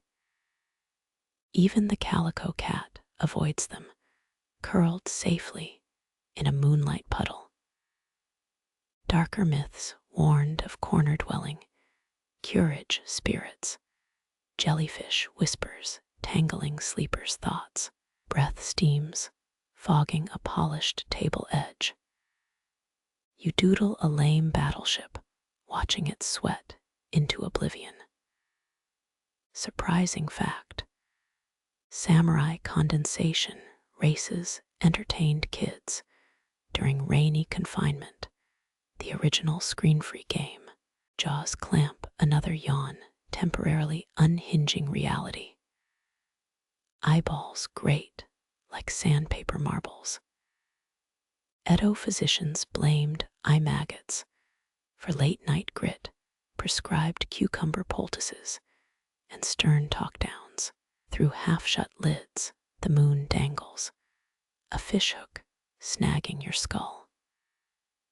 No wonder insomniacs, WROT, Chinese letter poetry, lunar gravity messes with brain fluid, pulse drums in weird places, ankle, neck, left butt cheek. Blood cells partying while you babysit the meat suit. Ancient apothecaries sold night pearl potions, tortoiseshell shavings in plum vinegar, guaranteed to silence rowdy veins. Blunt fingernails scrape to Tommy feeling reed, seams eroded by generations. Each groove cradles ghosts of spilled tea, sweat, probable blood from ill-fated manicures. One lantern sputters, oil sludge clogging its wick. Flame shrinks to a sulky ember, painting your thumbnail red. Night witchmen carried backup flints tucked in their sashes. Pyromaniac Boy Scouts with pensions. Tongue sticks dry to your palate, late-night cottonmouth syndrome. The water pitcher mocks you from across the room. Olympus, so far away. Elders sipped ginger root infusions for throat demons. Your demon prefers tequila. A distant dog's howl frays at the edges, sound unraveling into breeze. Hunting strays or begging to join your pity party. Your coccyx protests, reminding you chairs exist for reasons. Floor-sitting aristocrats had servants rotate their cushions hourly, sponsored spinal privilege. Eyelids slam shut, heavy as storm shutters. Blue afterimages swirl drunken fireflies, spelling bad decisions. Buddhist monks stared at candles to purify vision yours needs, holy bleach. Muscles dissolve, one by one, surrender creeping up your calves. The war's lost, dreams advance with feather bayonets. Even the judgmental ceiling knot blurs, finally blinking its wooden eye shut. Midnight wins, unannounced, uncelebrated, a thief stealing tomorrow's coherence.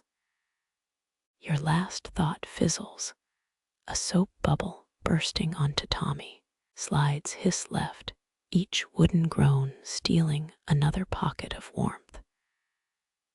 3 guests remain still as shrine statues, practicing mortal habits. Their breaths align, a wheezy concertina, missing its player. Drafts finger your nape, unsettling souvenir from vanished bodies. Someone forgot their silk handkerchief, a lonely origamo crane drowning in plum dye. Nightingale floorboards outside creak, architectural eavesdroppers, gossiping about your exit plans. The calico cat abandons post, liquid shadow merging with better prospects. Its tail flicks your ankle feline Morse code for you bore me. Wealthy ladies carried lapis, lazuli trinkets to lure strays. Capitalism weaponizing purrs.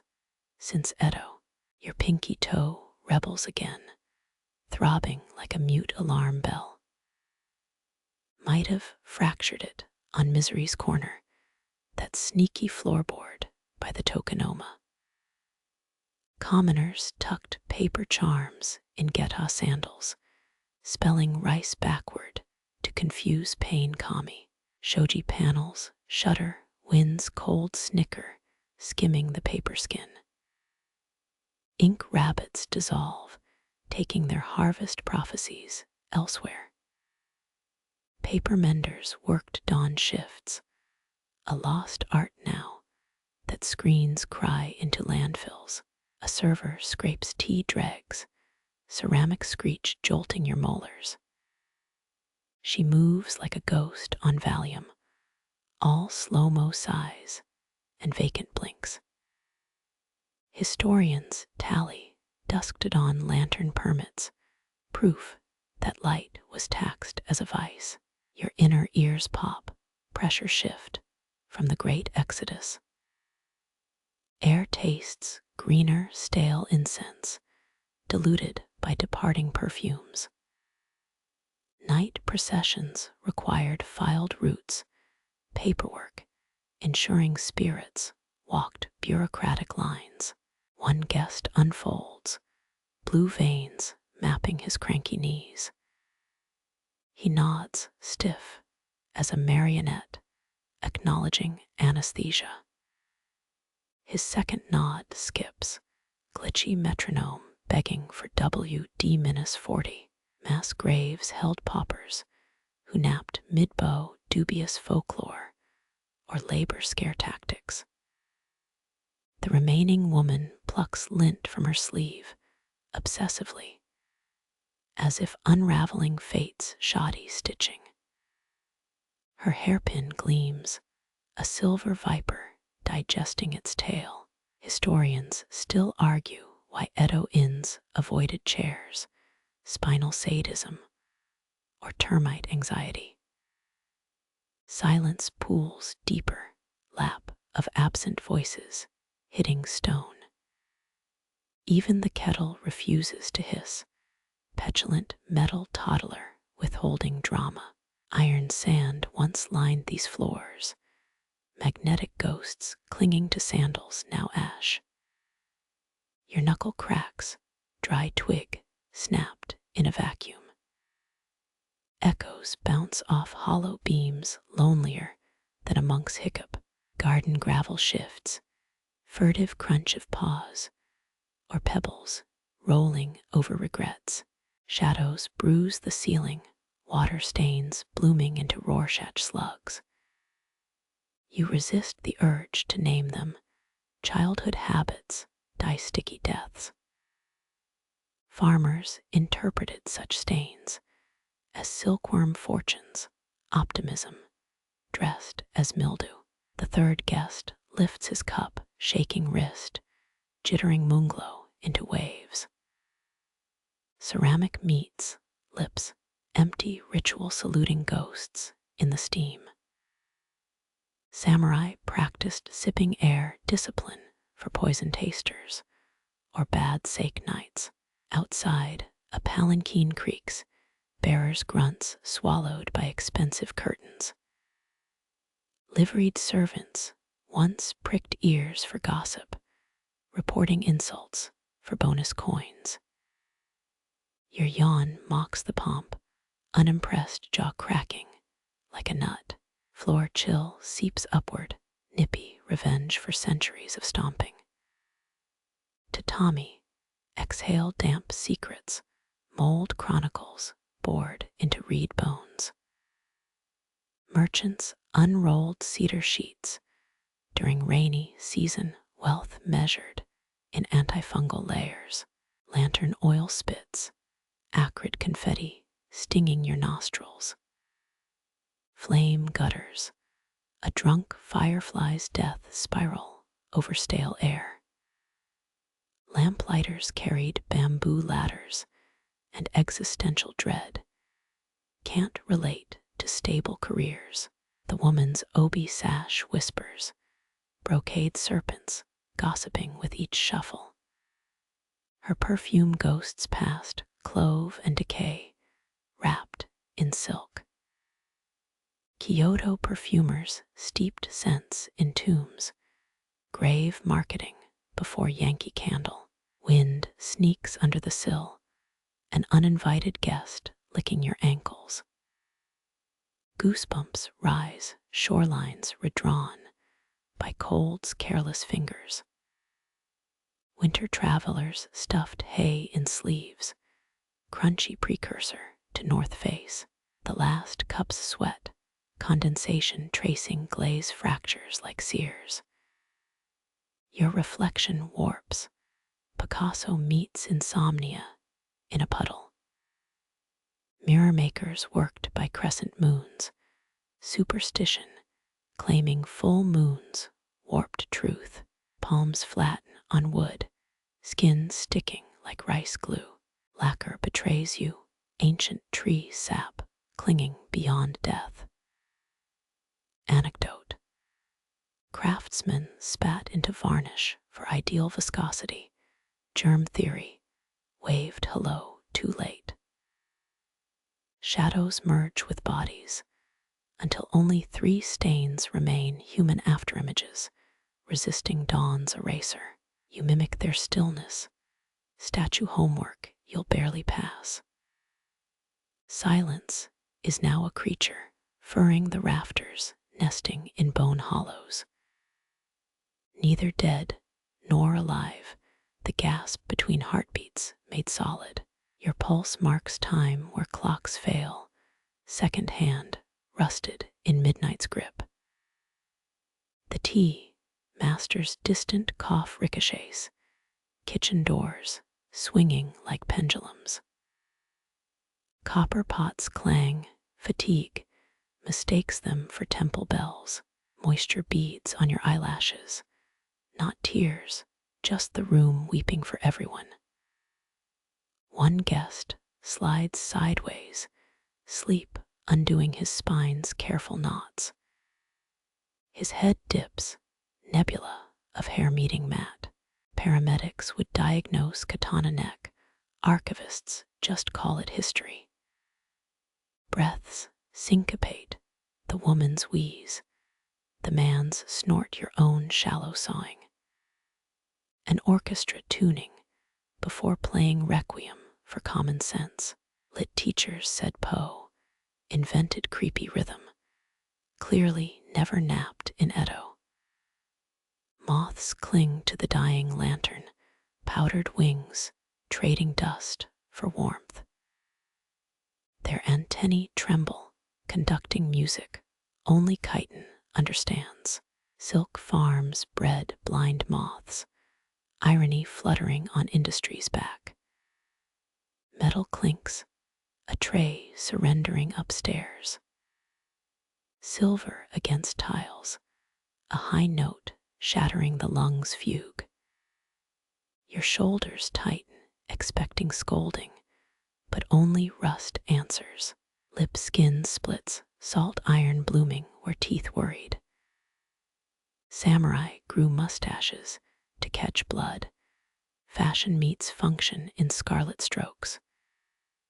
Your own face offers zero such dignity. The cat slinks back, pupils swallowing the room whole. It yawns, fanged, eclipse mocking your human fatigue. Zoos exhibited night tigers in bamboo cages, stressed strays fundraising for bigger rats. Chilled air finally wins, muscles lock into fossil poses, joints whisper limestone elegies, future archaeologists puzzle. Last guest twitches, dreaming of dice, or divorce, or debt. Eyelids snap like faulty shutters, blinking Morse code, only ghosts crack. Wall shadows bruise blue dawn's cowardly first probes. You count heartbeats like misers count coins, hoarding seconds before light's tax. The end announces itself as absence, presence thinning to memories too frail to keep. Walls exhale, unburdened by witness. Wood settles, centuries shrugging off another night's fragile weight. Your breath stays, mist sketching vowels on still air. Silence clings like a scent, proof nothing happened, proof everything mattered, proof vanishing in day's glare. Inhale sharp, lotus oil clinging to roof mouth like forgotten candy. Exhale slow, wood smoke's bitter farewell, staining your molars gray. Some Edo doctors swore rhythmic breathing cured gout, likely confusing patients' snores with healing chants. Pulse drags now, boots stuck in shoreline mud. Each heartbeat stretches, saltwater taffy, pulled thin by tired hands. Historians found samurai diaries, tracking tides in lung capacity. Martial arts meets ocean fetish. Your ribs sink, accordion robbed of its manic joy. The woman's wheeze sinks up, ghostly duet where she leads. That herbal hint, not Zen enlightenment, just mildew winning its centuries-long carpet war. Palms flatten colder, floor leaching last body warmth into its ravenous boards. Numbness climbs your calves, ivy claiming a new fence post. Pup dogs in merchant homes slept under kotatsu tables, furry foot warmers before microwavable rice bags. Air thickens, incense, ash swapping shifts with dawn's damp crew. That floral note. Grandmother's vanity table no, court ladies tucked sachets in cleavage to mask corpse breath. A moth kamikazes your ear, furred B-52 bombing silence itself. Lungs hitch bargaining with stale oxygen like misers over rice. Your next breath tangles with the man's snore, awkward throat spaghetti. Dark joke, monks meditating until they forget automatic functions, corpses with better posture. Tongue weighs stones, slack muscle, forgetting its chatter duties. Samurai tucked pebbles under tongues to stay silent during raids. A rock's better than your yapping cousin. Your own mouth stays desert empty. Shadows bleed upward, night's ink retreating from floorboards reluctantly. Midnight clung here longest, stubborn tenant squatting in the bones. Historians still argue whether Edo citizens napped like cats or collapsed dead-tired politics of exhaustion abolishing dignity. Shins prickle, 1,000 fire ants marching on stillness. You crave stretching, limbs shouting revolution against decorum. Guests of honor got leg numbness passes. Peasants just hemorrhaged dignity quietly. The woman slumps further, her spine a question mark in silk, eyebrows twitch dreaming of debts, or dumplings, or disgraces. Some believed dreams were backwards postcards from mealtime ghosts, hunger's scrapbook editing regrets. Your left nostril closes shop, petty betrayal, by seasonal allergies. Edo's pollen counts would have murdered you, cedar forests, smugly breeding new sufferers. Blinking feels gritty sandpaper lashes, swiping at nothing.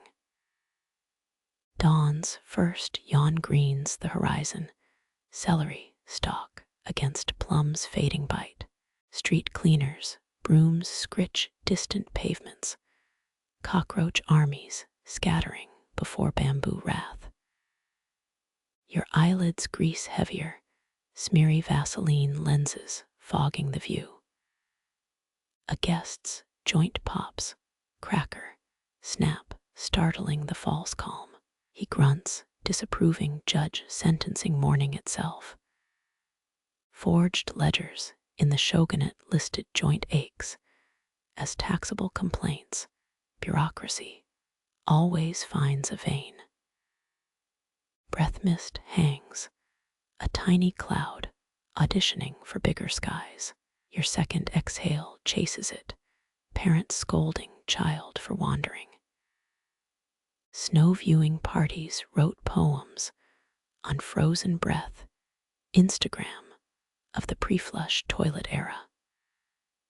The man's head lolls, neck tendons screaming white flags, samurai pillows held wooden neck braces, beauty sleep calibrated for sudden combat.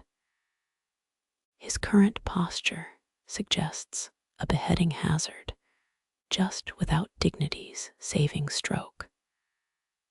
Room pressure drops, ears popping on nature's whim. That metallic tang, not blood, just fatigue's greasy fingerprints smudging taste buds. Daimyo wives gargled gold leaf for radiance, sad cringe before influencer culture. Pelvis tilts, hips whispering limestone, complaints into marrow. Tatami ridges tattoo your thighs, barcode for a product called regrets. Midwifery manuals suggested birthing breaths could lift roof tiles, Your current breaths barely lift dust. The cat re-enters, satin paw patrol ignoring human stupor. It sniffs expired sweets, connoisseur of failure's crystallized evidence. Street vendors sold lucky calico whiskers, delusion in recyclable paper twists. Lungs hit pause, puckered vacuum where air should rush. 2 seconds stretch into panic's antechamber, then the dam breaks. Anecdote. Firefighters trained breath holds to survive smoke, your surviving existential sprawl. Someone's stomach gurgles, bass note, disrupting the wee symphony. Second gurgle answers, dueling kettles at dyspepsia's spa. Pickled plum nightmares digesting in stereo. Used tea leaves stuffed pillows for sound sleep. Crunchy ASMR before foam cores.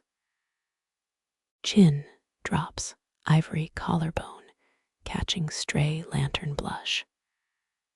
Your nape hairs rise, mild electrocution from stillness itself. Hair sticks quiver reeds, anticipating typhoon's first kiss. The great surrender approaches, muscles unclenching like fisted orchids blooming. One vertebra at a time, the body becomes puddle. Warrior yoga existed for sword-stiff limbs. Your version resembles laundry dropped mid-fold. Eyelids shutter darkness, absolute swaddling the room's edges. Wind dies, the world pausing mid-pivot to check its pocket watch. In that stillness, only the thinnest membrane quivers between breath and stone. Wood smoke fades, ghost released from service. Lotus retreats, coquette fleeing yesterday's stage. Lungs empty, lungs fill. The machine whirs on, oiled by habit's dumb persistence. Cool tile against cheek, final truth before dreams cart you away. Dawn can wait, its gold still crumpled in night's tight fist. Some silences aren't meant for waking. Roof tiles crack apart, leaving hairline fractures for starlight to bleed through. That hunter hangs there, Orion forever drawing his pointless bow. Edo sailors navigated by his belt stars. Dutch traders called it Jacob's staff in creaking logs. Your neck cricks, punishment for stargazing like a lovesick poet.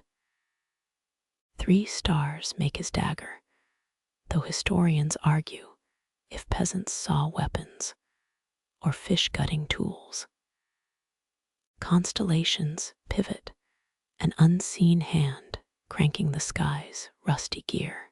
Below the hunter's foot, a hare eternally fleeing, poetic cruelty or cosmic joke.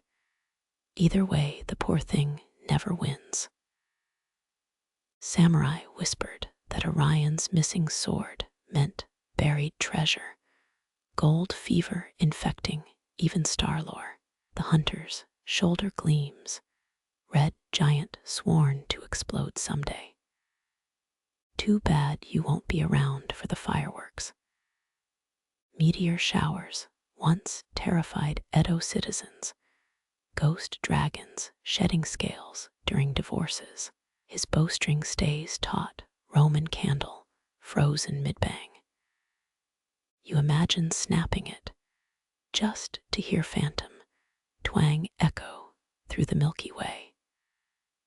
Some astronomers swore Orion winked during lunar eclipses, drunken claims from overworked stargazers.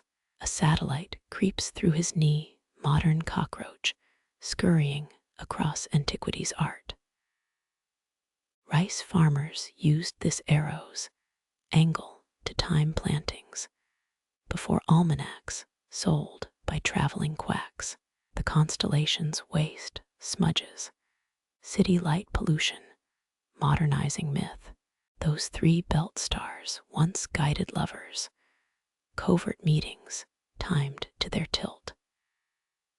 Widows burned incense when Orion vanished, mourning summer's untrustworthy return. Cold seeps through your collar, night's last stand against encroaching dawn. Blink, the hunter shifts an inch. Blink again, he's playing musical chairs with the moon. That brightest star, Rigel Arabic for foot, but samurai kids called it salt rock due to colorblind tutors. You sniff, nose too numb to catch its fictional brine. Your fingertip traces the constellation, connecting dots into imagined glory.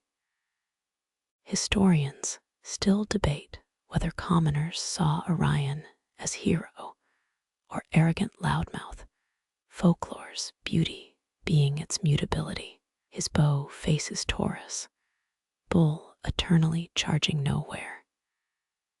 Celestial standoff, written in ancient light pettiness, preserved for eons. Court ladies composed awful poems about their zodiac signs. Yours would have rhymed Orion with Yonaghan. Startwinkle blurs, tear ducts, surrendering to exhaustion. The hunter's arrow gleams, fool's gold, dipped in vacuum. Some thought shooting stars were his failed shots, physics crushed by romanticism. Breathe, the hunter breathes with you. Not really, but poetry forgives lies wrapped in pretty syllables. Your ribs ache from stillness. Constellations move more than you dare. Dawn grays the eastern stars, stagehands dimming night's chandeliers. Orion fades first, pouting celebrity, avoiding morning paparazzi. One final gleam, his shoulder stars might drop before exiting. City smog eats the hair swallowed whole without cosmic burp. You flex frozen toes, earthbound creature, denied celestial wanderings. Curtains of daylight close the show, smeared fingerprints on night's black velvet. The roof tiles stitch shut, wood beams groaning like old men after naps. All that remains, a memory of cold radiance pressed behind your eyes. That final coal glows, drowsy sun refusing to set. Hibachi ash warms your shins. One last time, Edo teahouses buried these braziers under floorboards during crackdowns. You wiggle stiff toes, blood moving slower than barges on the Sumida River. Lanterns dip as if bowing, paper shades collapsing like exhausted koi. Their bamboo spines creak, secret complaints only night owls understand. Tea masters claimed dying flames, whispered advice, doubtful, since you only hear your stomach growl. Chilled silk brushes your ankles, reminder that even paradise needs heating bills. The last log splits, an audible sigh rattling iron grates. Wealthy merchants once paid for whole cedar trunks, burning money literally to impress dates. Sliding doors shiver in their tracks, drafts knife through gaps unseen by daylight. Your nape prickles, phantom fingers plucking harp strings along your spine. Servants would stuff rice paper into cracks, emergency repairs, done with spit and hope. Pine resin pops, final firework of a private show. Ember shadows shrink, swallowed by hungry floorboards. Travel guides swore these coals cured indigestion, a lie sold to naive tourists in need of laxatives. Incense smoke thins, revealing water stains on the ceiling's scrollwork. Plumes twist into new shapes, a horse, a teapot, grandma's grumpy cat. Historians still argue whether late-night teahouse visits involved espionage or just bad insomnia. The calico cat reappears, flattening herself under your table for warmth. Her tail flicks across your foot, live wire disguised as fur. Street strays inherited samurai names. This one's side-eye screams disgraced warlord. Your empty cup holds only dregs, bitter mud better suited for fortune-telling. Green tea residue clings to ceramic algae from a miniature pond. Servants would read patterns like tea leaf constellations, nonsense about love letters and gout.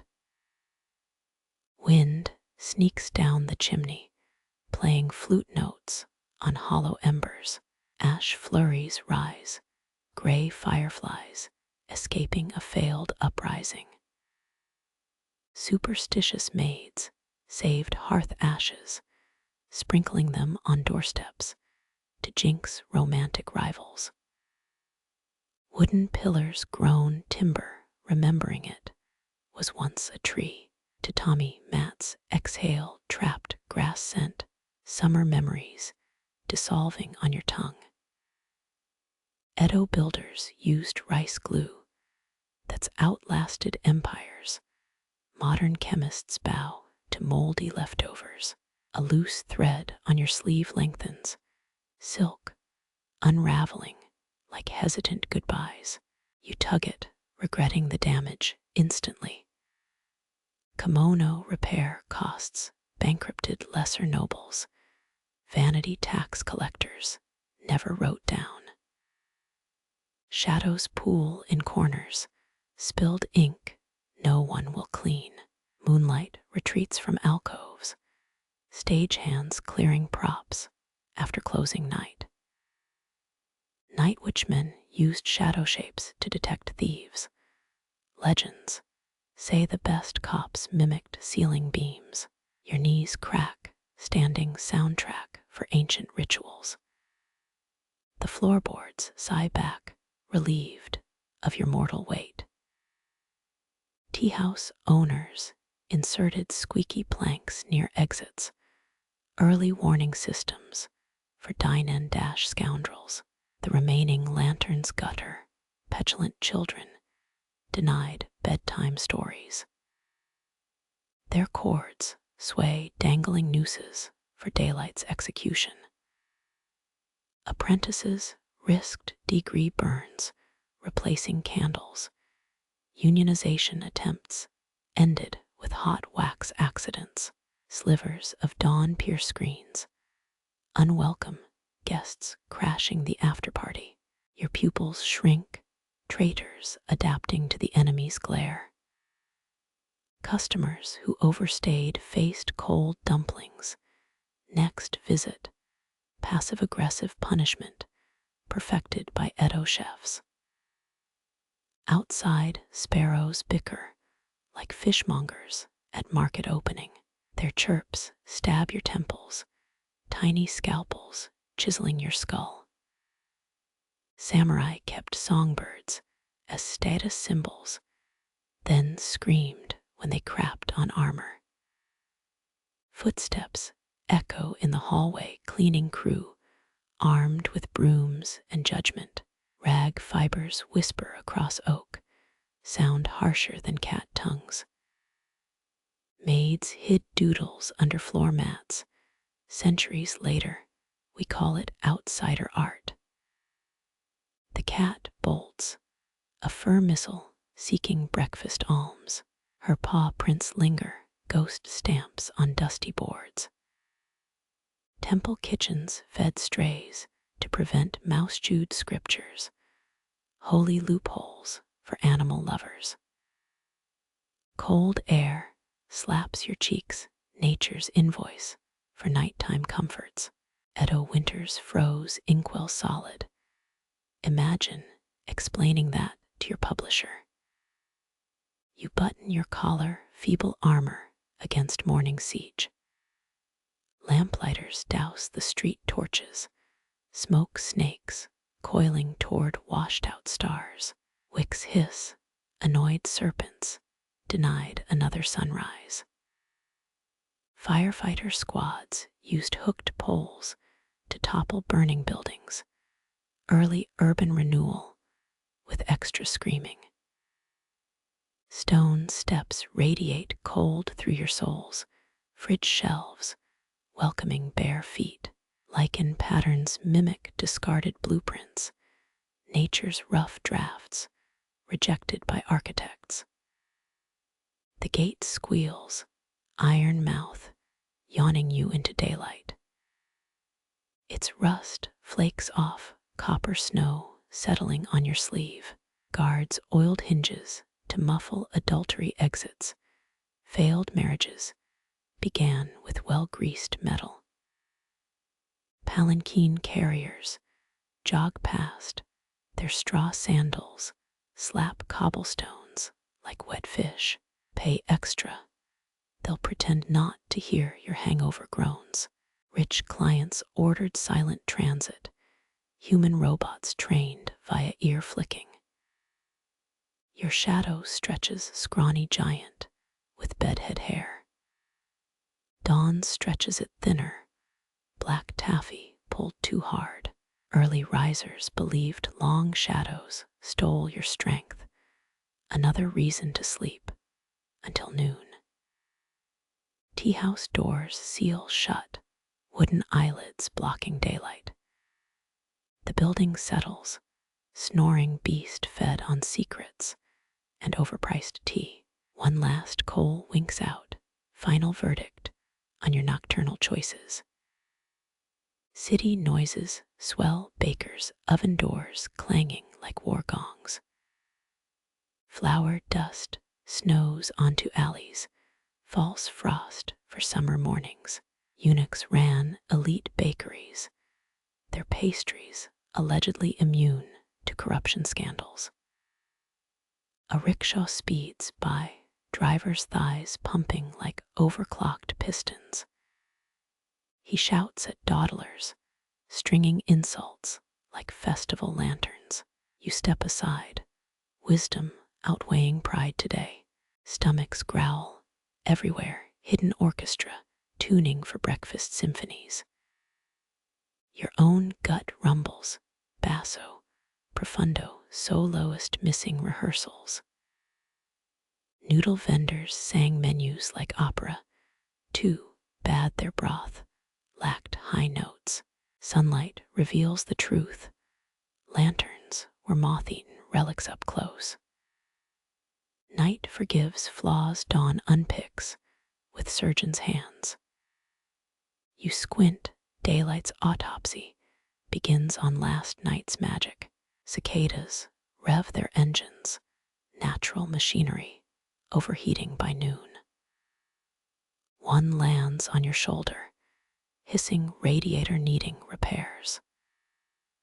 Samurai children tied threads to them, living kites that ended tangled in trees. Your cloak smells of wood smoke and poor decisions, perfume of philosophers and insomniacs. Linen holds scents tighter than spies guard secrets dry cleaners hadn't invaded yet. Step into the alley's shade, cool blade slicing through humid air. Your eyes adjust, seeking shapes in the leftover dark. Historians still debate whether dawn visitors received discount rates, proof that academia loves useless questions. A dog trots past, carrying stolen fish head like battle trophy. His tail wags, metronome set to allegretto. Stray packs followed the fish carts, furry pirates demanding sushi tribute. Morning bells toll, copper throats, vomiting sound across rooftops. Temple donations, bought the loudest ones, spiritual spam before inboxes existed. You cover your ears. The city's alarm clock snores too loudly. Last night's river fog lingers, ghosts unsure where to haunt next. Moisture beads your lashes, fake tears for endings no one mourns. Ferrymen poled through such mists, human gondoliers gossiping about drowned lovers. Plum tree, branches sag, fruit swollen with alcoholic potential. One drops near your foot, future sake bomb volunteering.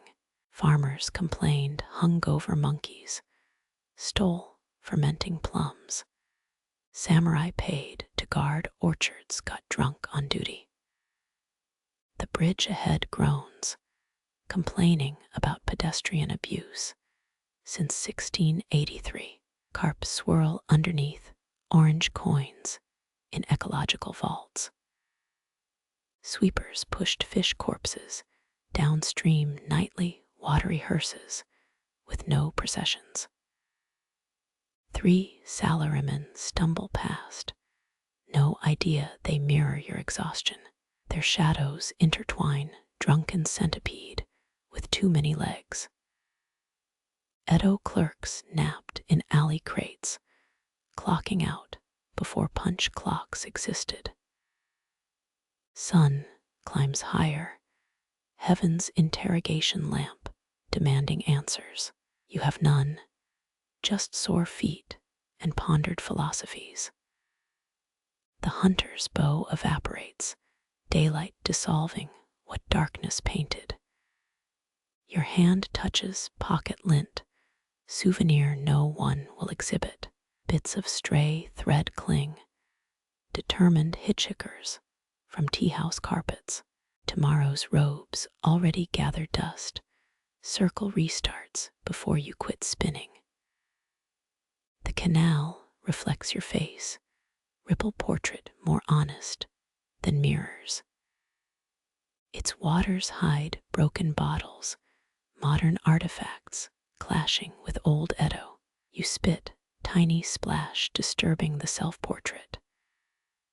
Stall vendors unfold canvas awnings, moth-eaten wings on concrete beetles.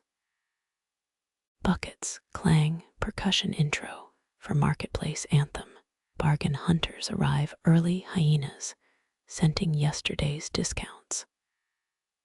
Dust motes swirl gold glitter in sun's harsh spotlight.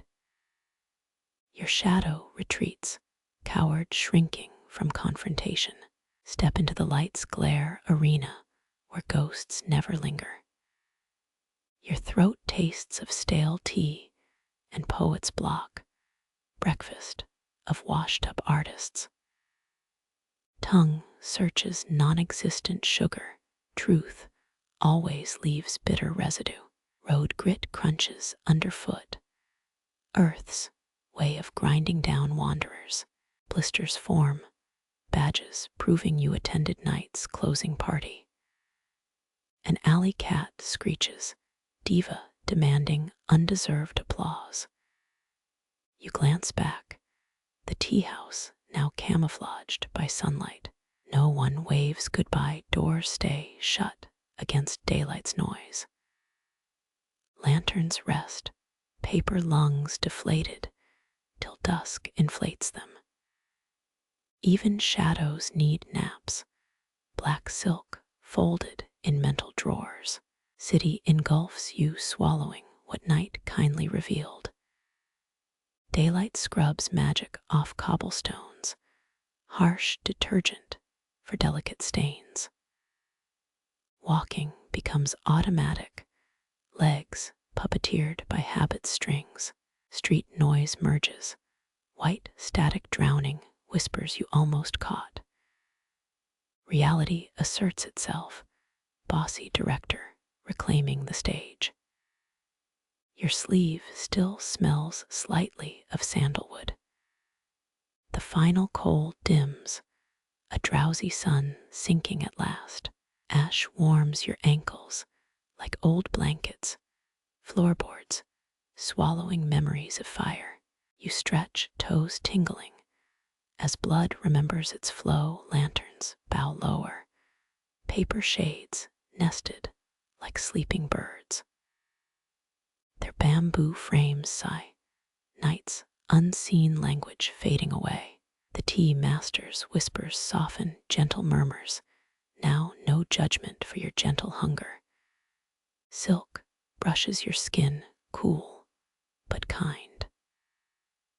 Iron grates settle, a contented sigh after long labor. No cedar trunks burn tonight, only the quiet crackle of surrender. A draft threads through the room, invisible fingers strumming tired muscles. Your nape relaxes, each vertebra softening like wet clay. Rice paper holds the darkness, at bay cheap armor against dawns. Approach pine resin, sighs its last song. Shadows kneel before hungry floorboards. No lies left about curring ailments. Empty cups hold only stillness. Dregs settled like river silt. Incense unravels into water-stained ceiling scrolls. Plumes become clouds, then nothing at all. No spies here, just night embracing those who linger. The calico cat presses against your leg, living furnace, disguised as fur. Her purr vibrates through tatami mats, lullaby from disgraced royalty. Your cup's bitter mud settles, fortune silent now. Tea leaves cling like shy pond creatures, no predictions. Only peace, wind hums through dying embers. Ash flurries dance gray petals on an unseen breeze. No jinxes tonight, only dust returning home wooden beams, sigh memories of forests long gone. Grass scent drifts upward, summer trapped in straw, threads loosen on your sleeve, silken whispers of weariness. No need to tug, unraveling is natural now. Corner shadows deepen, ink spilled without regret. Moonlight retreats, taking yesterday's stage play with it. Your knees protest, gently, ancient song of rising. Floorboards release you, no alarms in this softened world. Lanterns blink once, childhood friends saying goodnight. Chords sway, empty swings after twilight play. Dawn bleeds through paper screens, softly, softly, your eyes adjust. No punishments here, only light learning its place. Sparrows sing half-heartedly, market quarrels, muted by distance. Temple bells float on the air, copper vibrations, washing the streets. Broom whispers sweep the hallway, morning's tender housekeeping. Doodles sleep beneath floor mats, dreaming of being found. The calico slips away, a shadow joining other shadows. Paw prints linger like love letters in dust. Cold morning air kisses your cheeks, fresh linen on life's bed. You wrap yourself in lingering wood smoke, perfume of the unhurried street torch. Snakes dissolve, smoke curling into forgotten stories. Dawn needs no audience. Stone steps cool your souls, earth's gentle reminder. Lichen paints patience on granite, time made visible. The gate murmurs open, no squeaks to wake yesterday. Rust flakes drift like copper snow, Landing where they please, palanquin carriers glide past, sandals whispering against dew. Their burden seems lighter now, or perhaps dawn lightens all loads. Your shadow stretches, then thins like steam from broth. Long shadows were never thieves, just stretchers of time. Teahouse doors seal wooden lids, closing over dreaming eyes. The building exhales, a sleeper turning in blankets. City sounds waken slowly, bakers' clangs softened into wind chimes. Flower dust gilds the alleyways, false frost forgiving all it touches. A rickshaw passes, without urgency, wheels turning like prayer wheels. You needn't step aside. Morning makes room for all stomachs rumble politely. Breakfast can wait. Your own hunger rests, content with emptiness for now.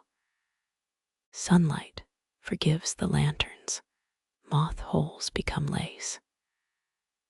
Night's magic folds itself neatly, awaiting your return. Cicadas sleep still, their engines cold. Your shoulder hosts no radiators. Only the weight of dawn wood smoke lingers in your cloak. A hug from last night's fire. Scents soften into dreams. Nothing to guard alley shade welcomes you. Cool palm on fevered thoughts. Shapes resolve into stillness. Nothing hides here. A dog trots by, fish head forgotten. His tail keeps time with nothing. Metronome unwound. Temple bells fade. Vibrations dissolving in wet air. City noise becomes lullaby, honking cars. As mothers hum, river fog lifts, ghosts recalled to their beds. Dew on your lashes, not tears. Just night saying farewell. Plum branches dip, offering fruit too sleepy to ferment.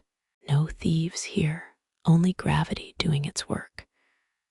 The bridge accepts your weight, wood smoothed by centuries of footsteps. Carp circle below, living coins, spending no one's wealth. Salarymen walk slower now, exhaustion makes brothers of all. Their shadows blend, single creature pulling one weight. Sun climbs, but gently. No questions asked. The bow dissolves, empty hands hold no arrows. Your pocket holds only lint, perfectly weightless. Stray threads cling, souvenirs of stillness. Canal ripples erase your face.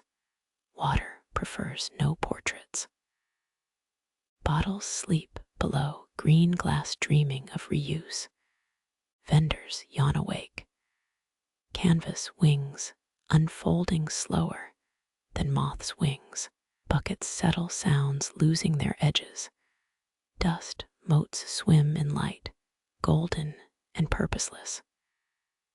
Your shadow stops running, rests at your heel. Your throat tastes of quiet. Tongue finds no bitterness. Only the afterglow of words unspoken. Gravel murmurs beneath you, earth's slow conversation. Blisters sing soft hymns, holy medals of presence. No cat screeches now. The teahouse becomes watercolor, paint dissolving in light. No doors slam. No goodbyes echo. Lanterns breathe shallowly, paper lungs rising, falling. City holds you loosely, daylight rinsed of harshness. Cobblestones soften underfoot, old bones cushioned by moss. Feet move, without command. River finding its bed.